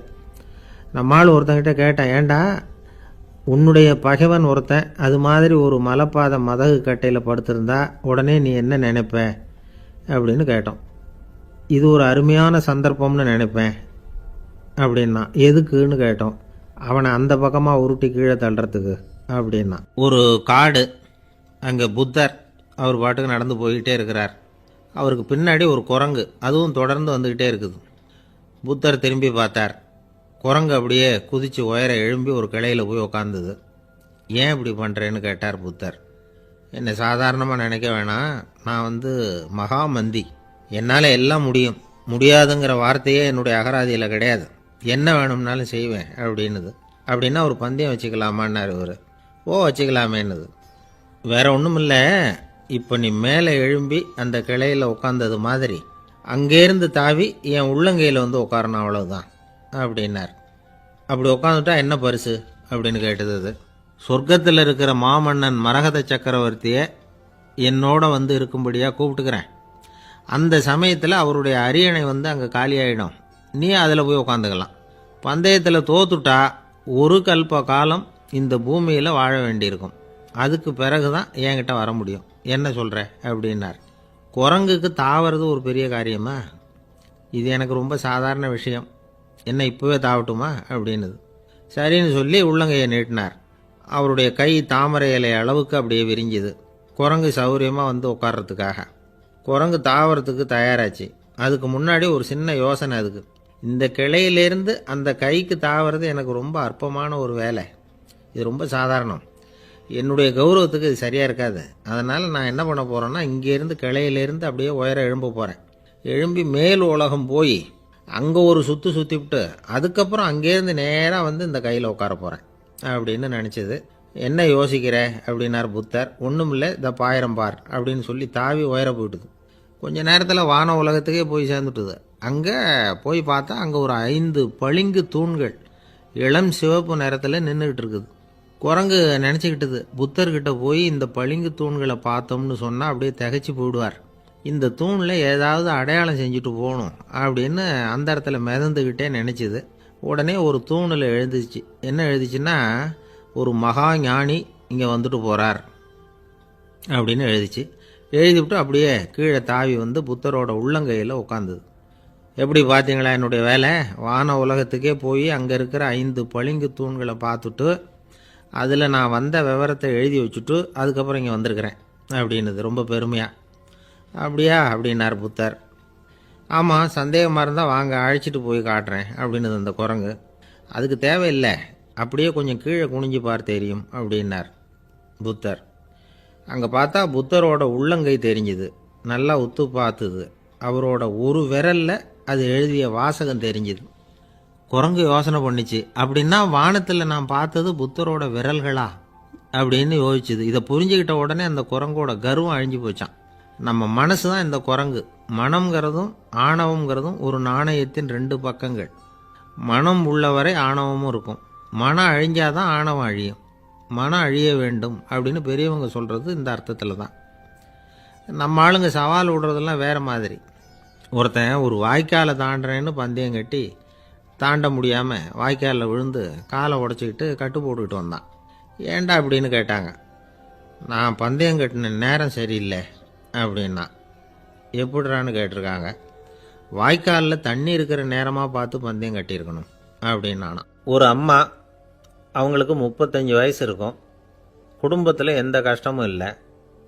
இருந்தாலும் காரணம் இல்லாமல் பிள்ளைங்க பேரில் கோவப்படுறது, எரிஞ்சு விழுறது அவங்க வழக்கம். பிள்ளைங்க அழும். உடனே அவங்க மனசும் சங்கடப்படும். இன்னொரு அம்மா, நல்ல வேலையில் இருக்கிறவங்க, வாரத்துக்கு ஒரு தடவையாவது தலைவலி வந்துடும். இவங்களுக்கெல்லாம் உடம்புல எந்த கோளாறும் இல்லை, மனசு மட்டும் சரியாக இருக்காது. தூக்க மாத்திரை கையில் வச்சுருப்பாங்க. 30-35 வயசுடைய பெண்களுக்கு சர்வசாதாரணமாக காணப்படுகிற மனக்கோளாறு இது. இதுக்கு பேர் மனவாட்டம், டிப்ரெஷன், மனமடிவு அப்படின்னு சொல்லலாம். இந்த நோய்க்கு அறிகுறி என்ன தெரியுமா? மனசில் வருத்தமான உணர்வு இருக்கும்.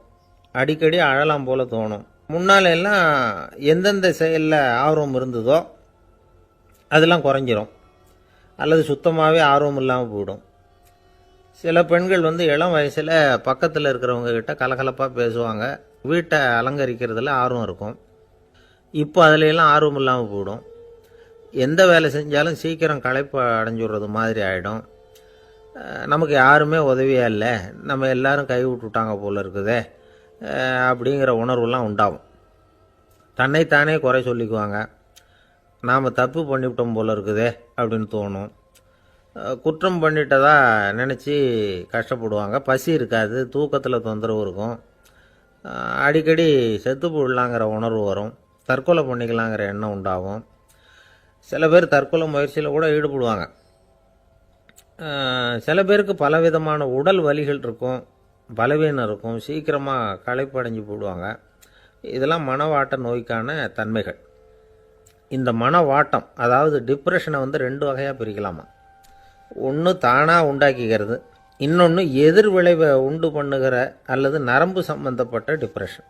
தானாக உண்டாக்கிக்கிற மனவாட்ட நோய் இருக்குது பாருங்கள், அதுக்கு ஏதாவது சூழ்நிலை காரணமாக இருக்கலாம், அல்லது இல்லாமலும் போகலாம். மூளையில் டொப்பாமைன் அல்லது செரட்டோனின் இதோட அளவு குறையும் பொழுது இந்த டிப்ரெஷன் உண்டாகுது. இதுக்கு ஓரளவு பிறவி காரணங்கள் கூட இருக்கலாம். குடும்பத்தில் வேறு சிலருக்கும் வரலாம். பாதிக்கப்பட்ட பெண்ணை பார்க்குறதுக்கு பலவீனமாக தெரியும். கடுமையான குற்ற உணர்வு இருக்கும். தனியாக இருக்கிறதுக்கு ஆசைப்படுவாங்க. நடு ராத்திரியில் எழுந்திரிச்சு உட்காந்து கஷ்டப்பட்டுக்கிட்டு இருப்பாங்க. கொடூரமான முறையில் தற்கொலை பண்ணிக்க முயற்சி பண்ணுவாங்க. தீ வச்சுக்கிறது, அமிலத்தை குடிக்கிறது, தூக்கில் தொங்குறது. இப்படி தானாக வரவழைச்சிக்கிற மனவாட்ட நோய் மறையக்கூடிய நோய். ஒரு தடவை வந்தால் 3லேருந்து 6 மாதம் வரைக்கும் நீடிக்கும். இடைப்பட்ட காலங்களில் நோயாளி இயல்பாக இருப்பார். எதிர் விளைவை உண்டு பண்ணுகிற அல்லது நரம்பு சம்பந்தப்பட்ட மனவாட்ட நோய் எப்படின்னா, கணவன் மனைவி, மாமியார் மருமகள், இப்படிப்பட்ட உறவு முறை பிரச்சனைகள், தோல்விகள், எரிச்சல்கள், ஆஃபீஸு பிரச்சனை, இப்படிப்பட்ட சூழ்நிலையால் உண்டாகிறது. எல்லாத்துக்கும் மருந்து இருக்குது, மார்க்கம் இருக்குது, கவலைப்பட வேண்டியதில்லை, தைரியமாக இருக்கணும். உளவியல் மருத்துவம் இதுக்கு ரொம்ப உபயோகமாக இருக்கும். சில பெண்களை பாருங்கள், அவங்க எதுக்கும் அலட்டிக்கிறது இல்லை. ஒரு அம்மா அப்படி தான் தன்னுடைய கணவனை அழைச்சிக்கிட்டு ஒரு மனநோய் மருத்துவர்கிட்ட வந்தாங்க.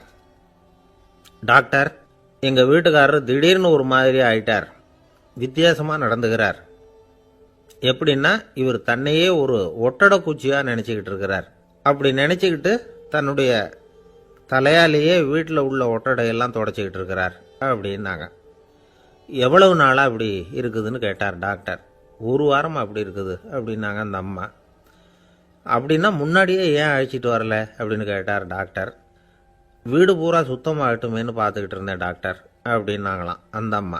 ஒரே ஒரு ஊரில் ஒரு பாதிரியார் இருந்தார். ரொம்ப நாள் சந்தோஷமாக வாழ்ந்தார். ஒரு நாள் அவர் மடத்து சமையல் அறையில் பாத்திரங்களை கழுவி துலக்கி சுத்தப்படுத்திக்கிட்டு இருந்தார். அந்த சமயத்தில் ஒரு தேவதூதன் அவர் முன்னாடி நின்னான். இவர் நிமிர்ந்து பார்த்தார். ஆண்டவர் என்னை உங்ககிட்ட அனுப்பியிருக்கிறார், பரலோகத்தில் வாசம் செய்யறதுக்கு உங்களுக்கு நேரம் வந்துட்டுது அப்படின்னு நான் அந்த ஆள். ஆண்டவருக்கு என்னோட ஞாபகம் வந்ததுக்கு நன்றி. ஆனாலும் இப்போ இங்கே நீயே பாரு, எவ்வளவு பாண்டங்கள் பாக்கி இருக்கு, இவ்வளவையும் நான் சுத்தப்படுத்த வேண்டியிருக்கு. நான் நன்றி கெட்டவனாக இருக்க விரும்பலை.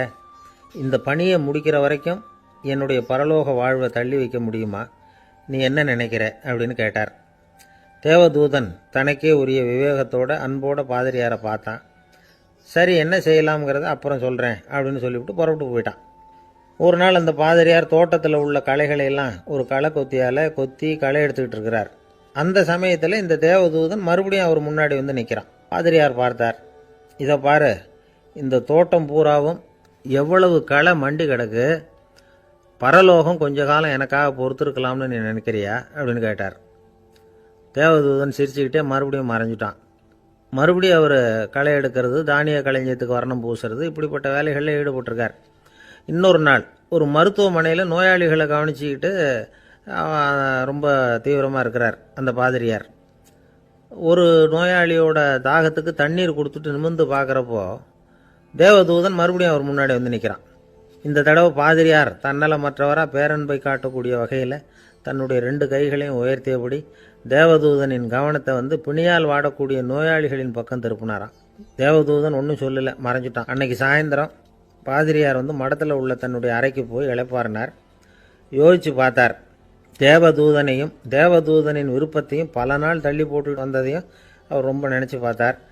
திடீர்னு தான் முதுமை அடைகிறதையும் சோர்வு அடைகிறதையும் உணர்ந்தார். ஆண்டவரை நினச்சார். ஆண்டவரே, உம்முடைய தூதனை மறுபடியும் என்கிட்ட அனுப்புனா நான் சந்திக்கிறதுக்கு ஆவலாக இருக்கேன் அப்படின்னு சொல்கிறப்பவே தேவதூதன் பக்கத்தில் நின்னான். பாதிரியார் நிமிர்ந்து பார்த்தார். நீ இப்போவே என்னை அழைச்சிக்கிட்டு போக விரும்பினா நான் பரலோகத்துக்கு வர்றதுக்கு தயாராக இருக்கேன்னார். தேவதூதன் அந்த பாதிரியாரை அன்போடவும் விவேகத்தோடவும் பார்த்து, நீங்கள் என் கூட பரலோகத்துக்கு வர்ற தயாராக இருக்கிறதா சொல்கிறீங்க, ஆனால் நீங்கள் இது வரைக்கும் வேறு எங்கே இருந்ததா நினைக்கிறீங்க அப்படின்னு. அப்படின்னா இது வரைக்கும் இருந்த இடம்தான் பரலோகம் அப்படிங்கிறத உணர்த்தியிருக்கிறான். பரலோகம்னா என்னென்னு புரிஞ்சுக்கிறதுக்கு இந்த சம்பவம் நமக்கு உதவியாக இருக்குது. தொண்டு செய்கிறத விட பெரிய செயல் வேறு எதுவும் இருக்க முடியாது. அது நம்ம மனசுக்கு கொடுக்குற சுகத்தை வேறு எதுவும் கொடுக்க முடியாது. நாம் தொண்டு செய்கிற இடம் தான் அந்த புண்ணிய இடம். ஆனால் இந்த காலத்துல எல்லாம் நாம் தொண்டு செய்யணும்னு நினச்சி ஏதாவது ஆரம்பித்தா கூட அதை ஒரு மாதிரியாக சுற்றி நின்று வேடிக்கை பார்க்க ஆரம்பிச்சிடுறாங்க. ஒரு பெரியவர் அப்படித்தான் ஒரு தொண்டு செஞ்சுக்கிட்டு இருந்தார். ஒரு கோவில் கட்டிக்கிட்டு இருந்தாங்க. அதில் ஒரு இடத்துல ஒரு பலகையை வச்சு ஆணி அடிக்கிற வேலையை செஞ்சுக்கிட்டு இருந்தார் அந்த பெரியவர். ஒரு சின்ன பையன் அதை ரொம்ப ஊக்கமாக அக்கறையாக கவனிச்சிக்கிட்டு இருந்தான். பெரியவர் இதை கவனித்தார். என்னப்பா பார்க்குற, உனக்கும் இது மாதிரி தொண்டு செய்யணும்னு ஆசையாக இருக்கா அப்படின்னு கேட்டார். அதுக்கு அந்த பையன் சொல்கிறான், அப்படி இல்லைங்க, நீங்கள் ஆணி அடிக்கிறப்போ கையில் சுத்தியால் அடிச்சுக்கிட்டா எப்படி துடிப்பீங்க, எப்படி கத்துவீங்கன்னு தெரிஞ்சுக்கிறதுக்காக அதை பார்க்கணும்னு ஆசை, அதுக்காக தான் காத்துக்கிட்டு இருக்கேன் அப்படின்னு நானும். ஒரு ஊரில் ஒரு ஞானி இருக்கிறார். ரொம்ப பெரிய ஞானி, ரொம்ப வயசாகிட்டுது. கடைசி காலத்தில் அவர்கிட்ட சில பேர் வந்தாங்க. உங்கள் குரு யார் அப்படின்னு கேட்டாங்க. அவர் நிமிர்ந்து பார்த்தார். எனக்கு ஆயிரக்கணக்கான குருமார்கள் உண்டு, அவங்க பேரெல்லாம் சொல்லணும்னா இந்த காலம் பத்தாது, ஆனால் முக்கியமான ஒரு 3 பேரை பற்றி மட்டும் உங்களுக்கு சொல்கிறேன் அப்படின்னாராம். அப்புறம் சொன்னார், அந்த 3 பேரில் ஒருத்தன் ஒரு திருடன். ஒரு சமயம் ஒரு பாலைவனம் வழியாக நான் போய்கிட்டு இருந்தேன். அப்போது வழி தவறி போய் ஒரு கிராமத்துக்கு போயிட்டேன். அது இருட்டு நேரம், நடுராத்திரி, ஊரே உறங்கி போச்சு. அந்த நேரத்தில் ஒரு ஆள் மட்டும் ஒரு வீட்டு சுவத்தில் ஏதோ பண்ணி உள்ளே நுழையிறதுக்கு முயற்சி பண்ணிகிட்ருக்கிறான். அவங்கிட்ட போய் நான் இன்னைக்கு இங்கே எங்கே தங்க முடியும் அப்படின்னு கேட்டேன். அதுக்கு அவன், இந்த ராத்திரி வேளையில் அது ரொம்ப சிரமம், ஒரு திருடனோட உங்களால் தங்க முடியும்னா நீங்கள் என்னோட தங்கலாம் அப்படின்னா. நான் அவங்க கூட 1 மாதம் தங்கியிருந்தேன். ஒவ்வொரு நாள் ராத்திரியும் இப்போ நான் என்னுடைய வேலைக்கு போகிறேன், நீங்கள் ஓய்வு எடுத்துக்கோங்க அப்படின்னு சொல்லிவிட்டு போவான். அவன் திரும்பி வந்த உடனே உனக்கு ஏதாவது கிடைச்சிதான்னு நான் கேட்பேன். அதுக்கு அவன், இன்னைக்கு ராத்திரி ஒன்றும் இல்லை, நாளைக்கு மறுபடியும் முயற்சி பண்ணுவேன் அப்படின்பா. எப்பவும் அவன் நம்பிக்கை இழந்ததே கிடையாது, எப்பவும் சந்தோஷமாகவே இருப்பான். நானும் ரொம்ப காலமாக தியானம் பண்ணிக்கிட்டே இருந்தேன், ஒன்றுமே நடக்கலை. ஆனால் நான் என்ன பண்ணேன் தெரியுமா, மனசு வருத்தப்படும், நம்பிக்கை இழந்துருவேன். அப்போல்லாம் அந்த திருடனுடைய விடாமுயற்சி தான் ஞாபகத்துக்கு வரும். அதனால் அந்த திருடன் எனக்கு ஒரு குரு. என்னுடைய 2வது குரு யாருன்னா அது ஒரு நாய். இது எப்படின்னா, ஒரு சமயம் எனக்கு ரொம்ப தாகமாக இருந்தது. ஒரு நதியை நோக்கி போய்கிட்டு இருந்தேன். அப்போ ஒரு நாயும் வந்தது. அதுக்கும் தாகம். ஓடி வந்து ஆற்றை பார்த்தது. அதோட நிழல் வந்து ஆற்றுல தெரிஞ்சுது. அதை பார்த்ததும் பயந்துட்டுது அது. அதாவது அது தன்னுடைய சொந்த உருவத்தையே கண்டு பயந்தது. அதை பார்த்து குறைக்குது, திரும்பி ஓடிச்சு. ஆனால் அதுக்கு தாகம் அதிகமாக இருந்ததுனால அது மறுபடியும் திரும்பி வந்தது. பார்த்தா மறுபடியும் தண்ணியில் நாயோட உருவம் தெரியுது. இப்படி சில தடவை பண்ணிச்சு. இருந்தாலும் கடைசியில் தண்ணியில் குதிச்சுட்டுது துணிஞ்சி. இப்படி குதித்த உடனே அதோட உருவமும் மறைஞ்சுட்டுது. இதை பார்த்தேன். நான் என்ன புரிஞ்சுக்கிட்டேன்னா, எவ்வளவு தான் பயம் இருந்தால் கூட ஒருத்தன் தைரியமாக காரியத்தில் இறங்கணும் அப்படிங்கிறத புரிஞ்சுக்கிட்டேன். இந்த போதனை அந்த நாய்கிட்ட இருந்து எனக்கு கிடைச்சிது. இது ஒன்று. அடுத்தது என்னுடைய 3வது குரு யாருன்னா அது ஒரு சின்ன குழந்தை. நான் ஒரு சமயம் ஒரு நகரத்துக்கு போனேன். அங்கே ஒரு குழந்தை எரிகிற மெழுகுவத்தி ஒன்று எடுத்துக்கிட்டு வந்தது. நான் அந்த குழந்தைய பார்த்து வேடிக்கையாக கேட்டேன், ஏன் பாப்பா இந்த மெழுகுவத்தியை நீயாவே கொளுத்துனியா அப்படின்னு கேட்டேன். ஆமான்னுது அந்த குழந்தை. சரி, இந்த மெழுகுவத்தி முன்னாடி எரியாமல் இருந்தது, இப்போ எரியுது. இந்த மெழுகுவத்திக்கு வெளிச்சம் எங்கேருந்து வந்தது, அதை எனக்கு காட்ட முடியுமா அப்படின்னு கேட்டேன் அந்த குழந்தைகிட்ட. இதுக்கு அந்த குழந்தை சிரிச்சுக்கிட்டு அந்த மெழுகுவத்தியை ஊதி அணைச்சுட்டுது. அதுக்கப்புறம் என்னை பார்த்து கேட்டுது, இப்போ இந்த மெழுகுவத்தியின் வெளிச்சம் போனதை பார்த்தீங்க இல்லையா, அது எங்கே போச்சுன்னு எனக்கு சொல்லுங்க அப்படின்னுது. அந்த குழந்தை இப்படி கேட்டதும் என்கிட்ட இருந்த ஆணவம் அழிஞ்சுட்டுது. நான் படித்ததெல்லாம் அந்த வினாடியில் சுக்கு நூறாக போட்டுது. என்னுடைய முட்டாள்தனத்தை நான் உணர்ந்தேன் அப்படின்னு இவ்வளவும் அந்த ஞானி விவரமாக சொன்னாராம். அதனால் நாம் இன்னார்கிட்டே இருந்து தான் இதை கற்றுக்கணுங்கிறது இல்லை, யாருக்கிட்டே இருந்தும் எதையும் கற்றுக்கலாம். நம்மால் ஒருத்தன் ஒரு நாய் வளர்த்துக்கிட்டு இருந்தான். அந்த நாய்க்கு வால் கிடையாது. யாரோ ஏற்கனவே வெட்டி எடுத்துட்டாங்க. இந்த நாய் தான் சார் எனக்கு குரு, அதுகிட்டே இருந்து கூட நான் பாடம் கற்றுக்கிட்டு இருக்கிறேன் அப்படின்னா. அப்படி என்ன கற்றுக்கிட்டேன் இந்த வால் இல்லாத நாய்கிட்டே இருந்து அப்படின்னு கேட்டோம். நாம் யாருக்கிட்டையும் வாலாட்டக்கூடாது அப்படிங்கிற பாடத்தை அதுகிட்டே இருந்து தான் நான் கற்றுக்கிட்டேன் அப்படின்னா. ஒருத்தர் சிகரெட்டும் கையுமா வந்தார். சார், இந்த புகைப்பிடிக்கிற பழக்கத்தை நிறுத்தி போடணும்னு தான் பார்க்குறேன், முடியலேன்னார். புகைப்பிடிக்கிறத நிறுத்துறது ரொம்ப சுலபம் சார் அப்படின்னார் இன்னொருத்தர். எப்படி சொல்கிறீங்கன்னு கேட்டார் அவர். நான் கூட ஏற்கனவே 10 தடவை அந்த பழக்கத்தை நிறுத்தி இருக்கிறேன் சார் அப்படின்னார் இவர். இதிலேருந்து என்ன தெரியுது, புகைப்பழக்கத்தை திடீர்னு விட்டு விடுறதுங்கிறது ரொம்ப கஷ்டம்னு தெரியுது. இருந்தாலும் இது சம்பந்தமான ஆராய்ச்சி, அனுபவம், இது ரெண்டையும் அடிப்படையாக வச்சு சில வழிமுறைகளை சொல்கிறாங்க. அதாவது புகைப்பிடிக்கிறத நிறுத்துறதுக்கு 10 வழிகள் உண்டு அப்படின்னு சொல்கிறாங்க. அது என்னங்கிறத தெரிஞ்சுக்கிட்டா உபயோகப்படுதான்னு பார்க்கலாமே. முதல் கருத்து என்னன்னா, கொஞ்ச நாளைக்கு புகைப்பிடிக்கிற நண்பர்களை விட்டு விலகி இருக்கணும். இதனால் புகைப்பிடிக்கிற ஆசை குறையும். அந்த பழக்கத்தை மறுபடியும் ஆரம்பிக்கக்கூடாதுங்கிற எண்ணம் உறுதிப்படும். 2வது கருத்து, புகைப்பிடிக்கிறதை எதிர்த்து தீவிரமாக பிரச்சாரம் செய்ய ஆரம்பிச்சிடணும். அது அடுத்தவங்களுக்கும் உபயோகப்படும், உங்களுக்கும் உபயோகப்படும். உங்கள் உள்ளுணர்வை அது தூண்டும், உங்களை உறுதி கொள்ள வைக்கும். 3வது கருத்து என்னென்னா, தினமும் 2 தடவை குளிக்கணும். எப்படி தெரியுமா, முதல்ல வெது வெதுப்பான தண்ணீர், அப்புறம் குளிர்ந்த தண்ணீர், இப்படி மாறி மாறி குளிக்கணுமா. 4வது கருத்து, உடற்பயிற்சிகள் செய்யணும். மூச்சு வாங்குற மாதிரியான பயிற்சிகள் ரொம்ப நல்லதான். பிராணாயாமம் அப்படிங்கிற மூச்சு பயிற்சி ரொம்ப நல்லதுங்கிறாங்க. அப்புறம் 5வது கருத்து, சாப்பாடு மிதமாக இருக்கணும், சீராக இருக்கணும். பச்சை காய்கறிகள், பழங்கள் சாப்பாட்டில் சேர்த்துக்கலாம். அடிக்கடி கொஞ்சம் கொஞ்சமாக சாப்பிட்டு ரத்தத்தில் சர்க்கரையின் அளவை பராமரிக்கணும். இது நரம்புகளை அமைதிப்படுத்தும். 6வது கருத்து என்னன்னா, ரொம்ப நேரம் பசியோடு இருக்கக்கூடாது. புகைப்பிடிக்கிறத நிறுத்த முயற்சி செய்யும் பொழுது எடை குறைப்பு நடவடிக்கைகளை மேற்கொள்ளக்கூடாது. 7வது கருத்து, காப்பி, தேநீர், மதுபானம், அப்புறம் போதைப் பொருள்கள் கலந்த உணவுகள் இதெல்லாம் வேணாம். புகைப்பிடிக்கிறத அதெல்லாம் ஊக்கப்படுத்தும். கடுகு, மிளகு, அப்புறம் காரமான பொருள்களை தவிர்க்கணும். உப்பு அளவை குறைக்கணும். தினமும் 10 கோவள தண்ணீராவது குடிக்கணும். வெறும் தண்ணி புகைப்பிடிக்கிற ஆவலை தணிக்குதான். 8வது கருத்து, கையில் சிகரெட்டு, புகையில ஏதாவது இருந்தால் உடனே தூக்கி எறிஞ்சிருங்க. அது கையில் இருக்கிற வரைக்கும் புகைப்பிடிக்கிற ஆசை வந்துக்கிட்டே இருக்கும். 9வது கருத்து என்னன்னா, இறை நம்பிக்கை உள்ளவங்க புகைப்பிடிக்கிற எண்ணம் வர்றப்போவெல்லாம் பிரார்த்தனை செய்ய ஆரம்பிச்சுடலாம்.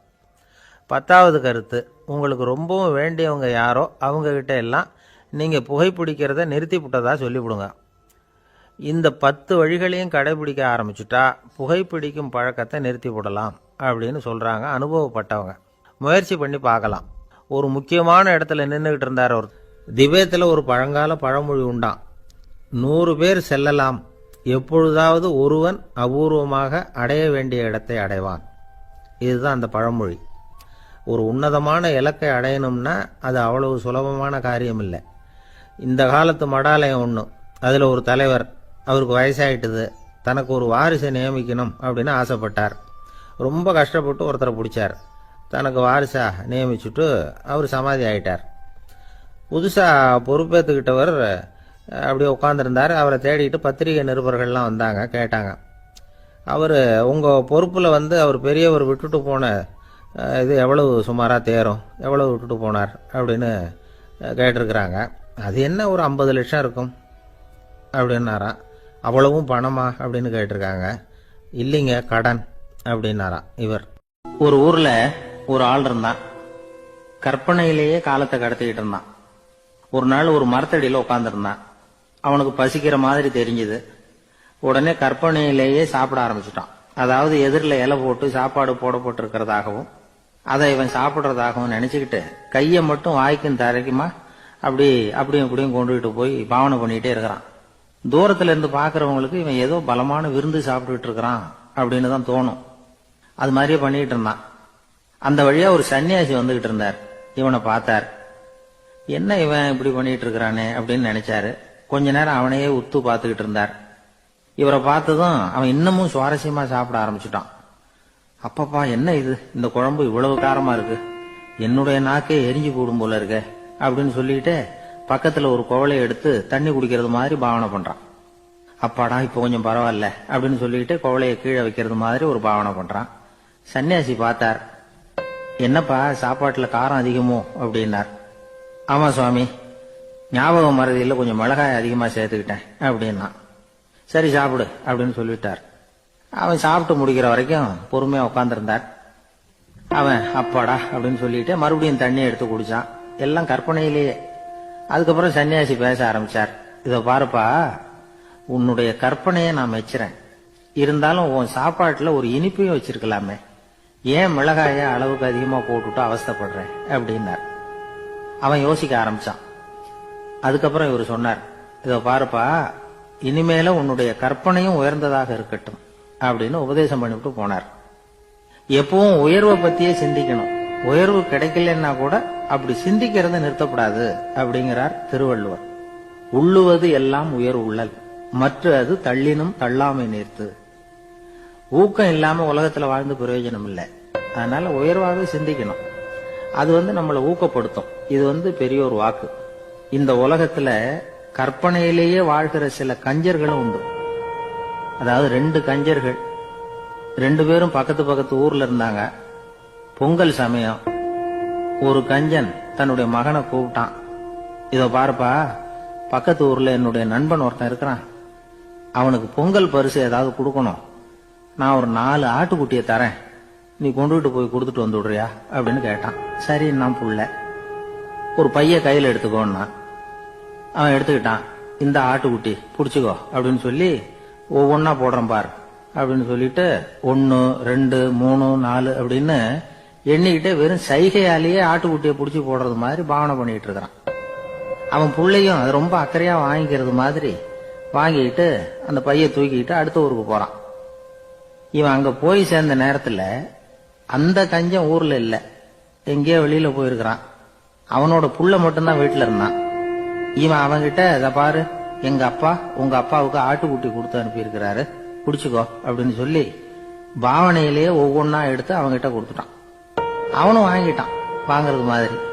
அப்புறம் சொன்னான், சரிப்பா, நானும் பதிலுக்கு ஏதாவது ஒண்ணுகிட்ட கொடுக்கணும் இல்லையா, அதனால அந்த பைய புடி, ஒரு 10 எலுமிச்சம்பழம் தரேன், பதிலுக்கு அதை நீ எடுத்துட்டு போ அப்படின்னு சொல்லி கையாலேயே ஒவ்வொன்னா எடுத்து போடுறது மாதிரி பாவனை பண்ணிவிட்டான். அவனும் ரொம்ப நன்றி அப்படின்னு சொல்லிவிட்டு அதை வாங்கிட்டு போயிட்டான். கொஞ்ச நேரம் கழிச்சு வெளியில போயிருந்த அப்பங்காரன் திரும்பி வந்தான். உள்ள சொன்னான், அப்பா, உன்னோட நண்பர் அவருடைய மகன் மூலமா உனக்கு 6 ஆட்டுக்குட்டி கொடுத்து அனுப்பியிருந்தார். நானும் பதிலுக்கு ஒரு 10 எலுமிச்சம்பழம் கொடுத்து அனுப்பியிருக்கிறேன் அப்படின்னா. எப்படிடா கொடுத்தேன்னு கேட்டார் அப்பா. இப்படிதான் கொடுத்தேன்னு சொல்லி சைகையிலேயே காட்டினான். இத பார்த்ததும் அப்பங்காரனுக்கு பயங்கரமா கோபம் வந்துட்டுது.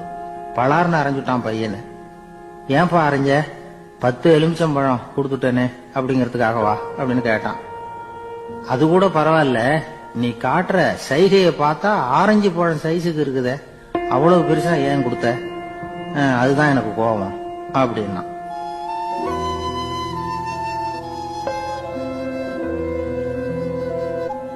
ஒரு ஊர்ல ஒரு சித்தர் இருந்தார், சூஃபி சித்தர். அவர் ஞானம் பெற்ற ஒரு சித்தர். ஒரு நாள் அந்த நாட்டு மன்னன் அவரை பார்க்கறதுக்காக வந்தான். என்ன வேணும் உனக்குன்னு கேட்டார். நான் கடவுளை பார்க்கணும், அதுக்கு நீங்க தான் உதவி பண்ணணும் அப்படின்னா அவன். சித்தர் கொஞ்சம் யோசனை பண்ணார்.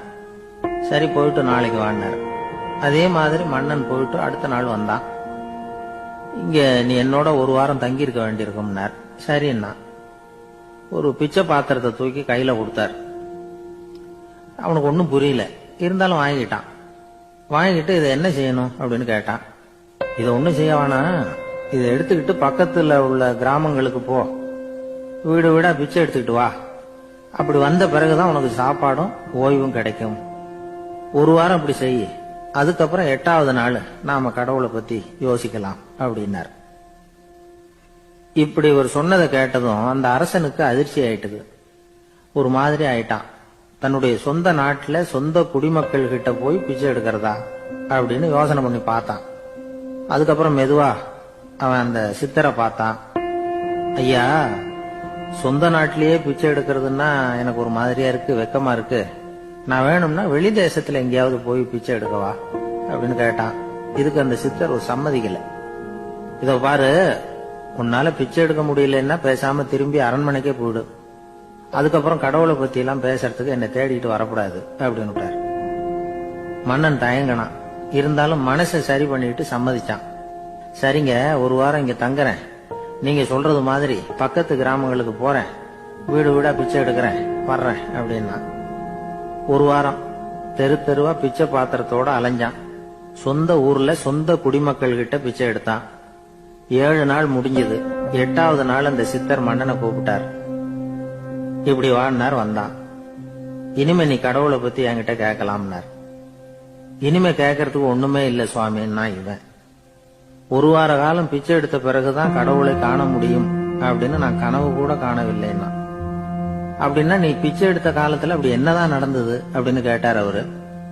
சுவாமி, ஒரு வார காலம் பிச்சை எடுத்ததுல என்னுடைய ஆணவம் அழிஞ்சுட்டுது. அது இப்ப இருக்கிற இடமே தெரியல. இப்ப அதை காணவே காணோம். பிச்சைக்காரனா இருந்தப்போ பெற்றதை மன்னனாக இருக்கும் போது பெற முடியாதுங்கிறத புரிஞ்சுக்கிட்டேன் அப்படின்னா மன்னன். அடக்கம் பிறந்தவுடன் தெய்வீக கதவுகள் திறந்து கொள்கின்றன அப்படிங்கிறார் ஓஷோ. நம்மால் ஒருத்தன் ஆணவம் அழியணுங்கிறதுக்காக ஒரு திருவோட்டை எடுத்துக்கிட்டு தெரு தெருவா பிச்சை எடுக்க ஆரம்பிச்சான். என்ன, தெய்வீக கதவுகள் திறந்துதா அப்படின்னு கேட்டார் ஒருத்தர். தெய்வீக கதவு திறக்கிறதுக்கு முன்னாடியே எங்க வீட்டு கதவு சாத்திக்கிட்டுதுன்னா. என்னடா சொல்றேன்னாரு. இனிமே வீட்டுக்குள்ளேயே வர வேணாம், இதையே தொழிலா வச்சுக்கோ அப்படின்னு எங்க வீட்டுல சொல்லிவிட்டாங்க சார் அப்படின்னா.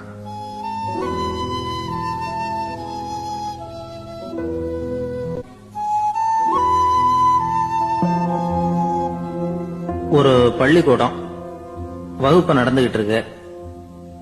ஆசிரியர் பாடம் நடத்திக்கிட்டு இருக்கிறார். நடத்தி முடிச்ச உடனே கேட்டார், மாணவர்களே, இதுவரைக்கும் நான் நடத்தின பாடத்துல உங்களுக்கு ஏதாவது சந்தேகம் இருக்கா அப்படின்னு கேட்டார். அப்புறம் ஒவ்வொருத்தரா கேட்டார். ஒரு மாணவன் எழுந்திருச்சான். சார், எனக்கு சந்தேகம் எதுவுமே இல்லைன்னா.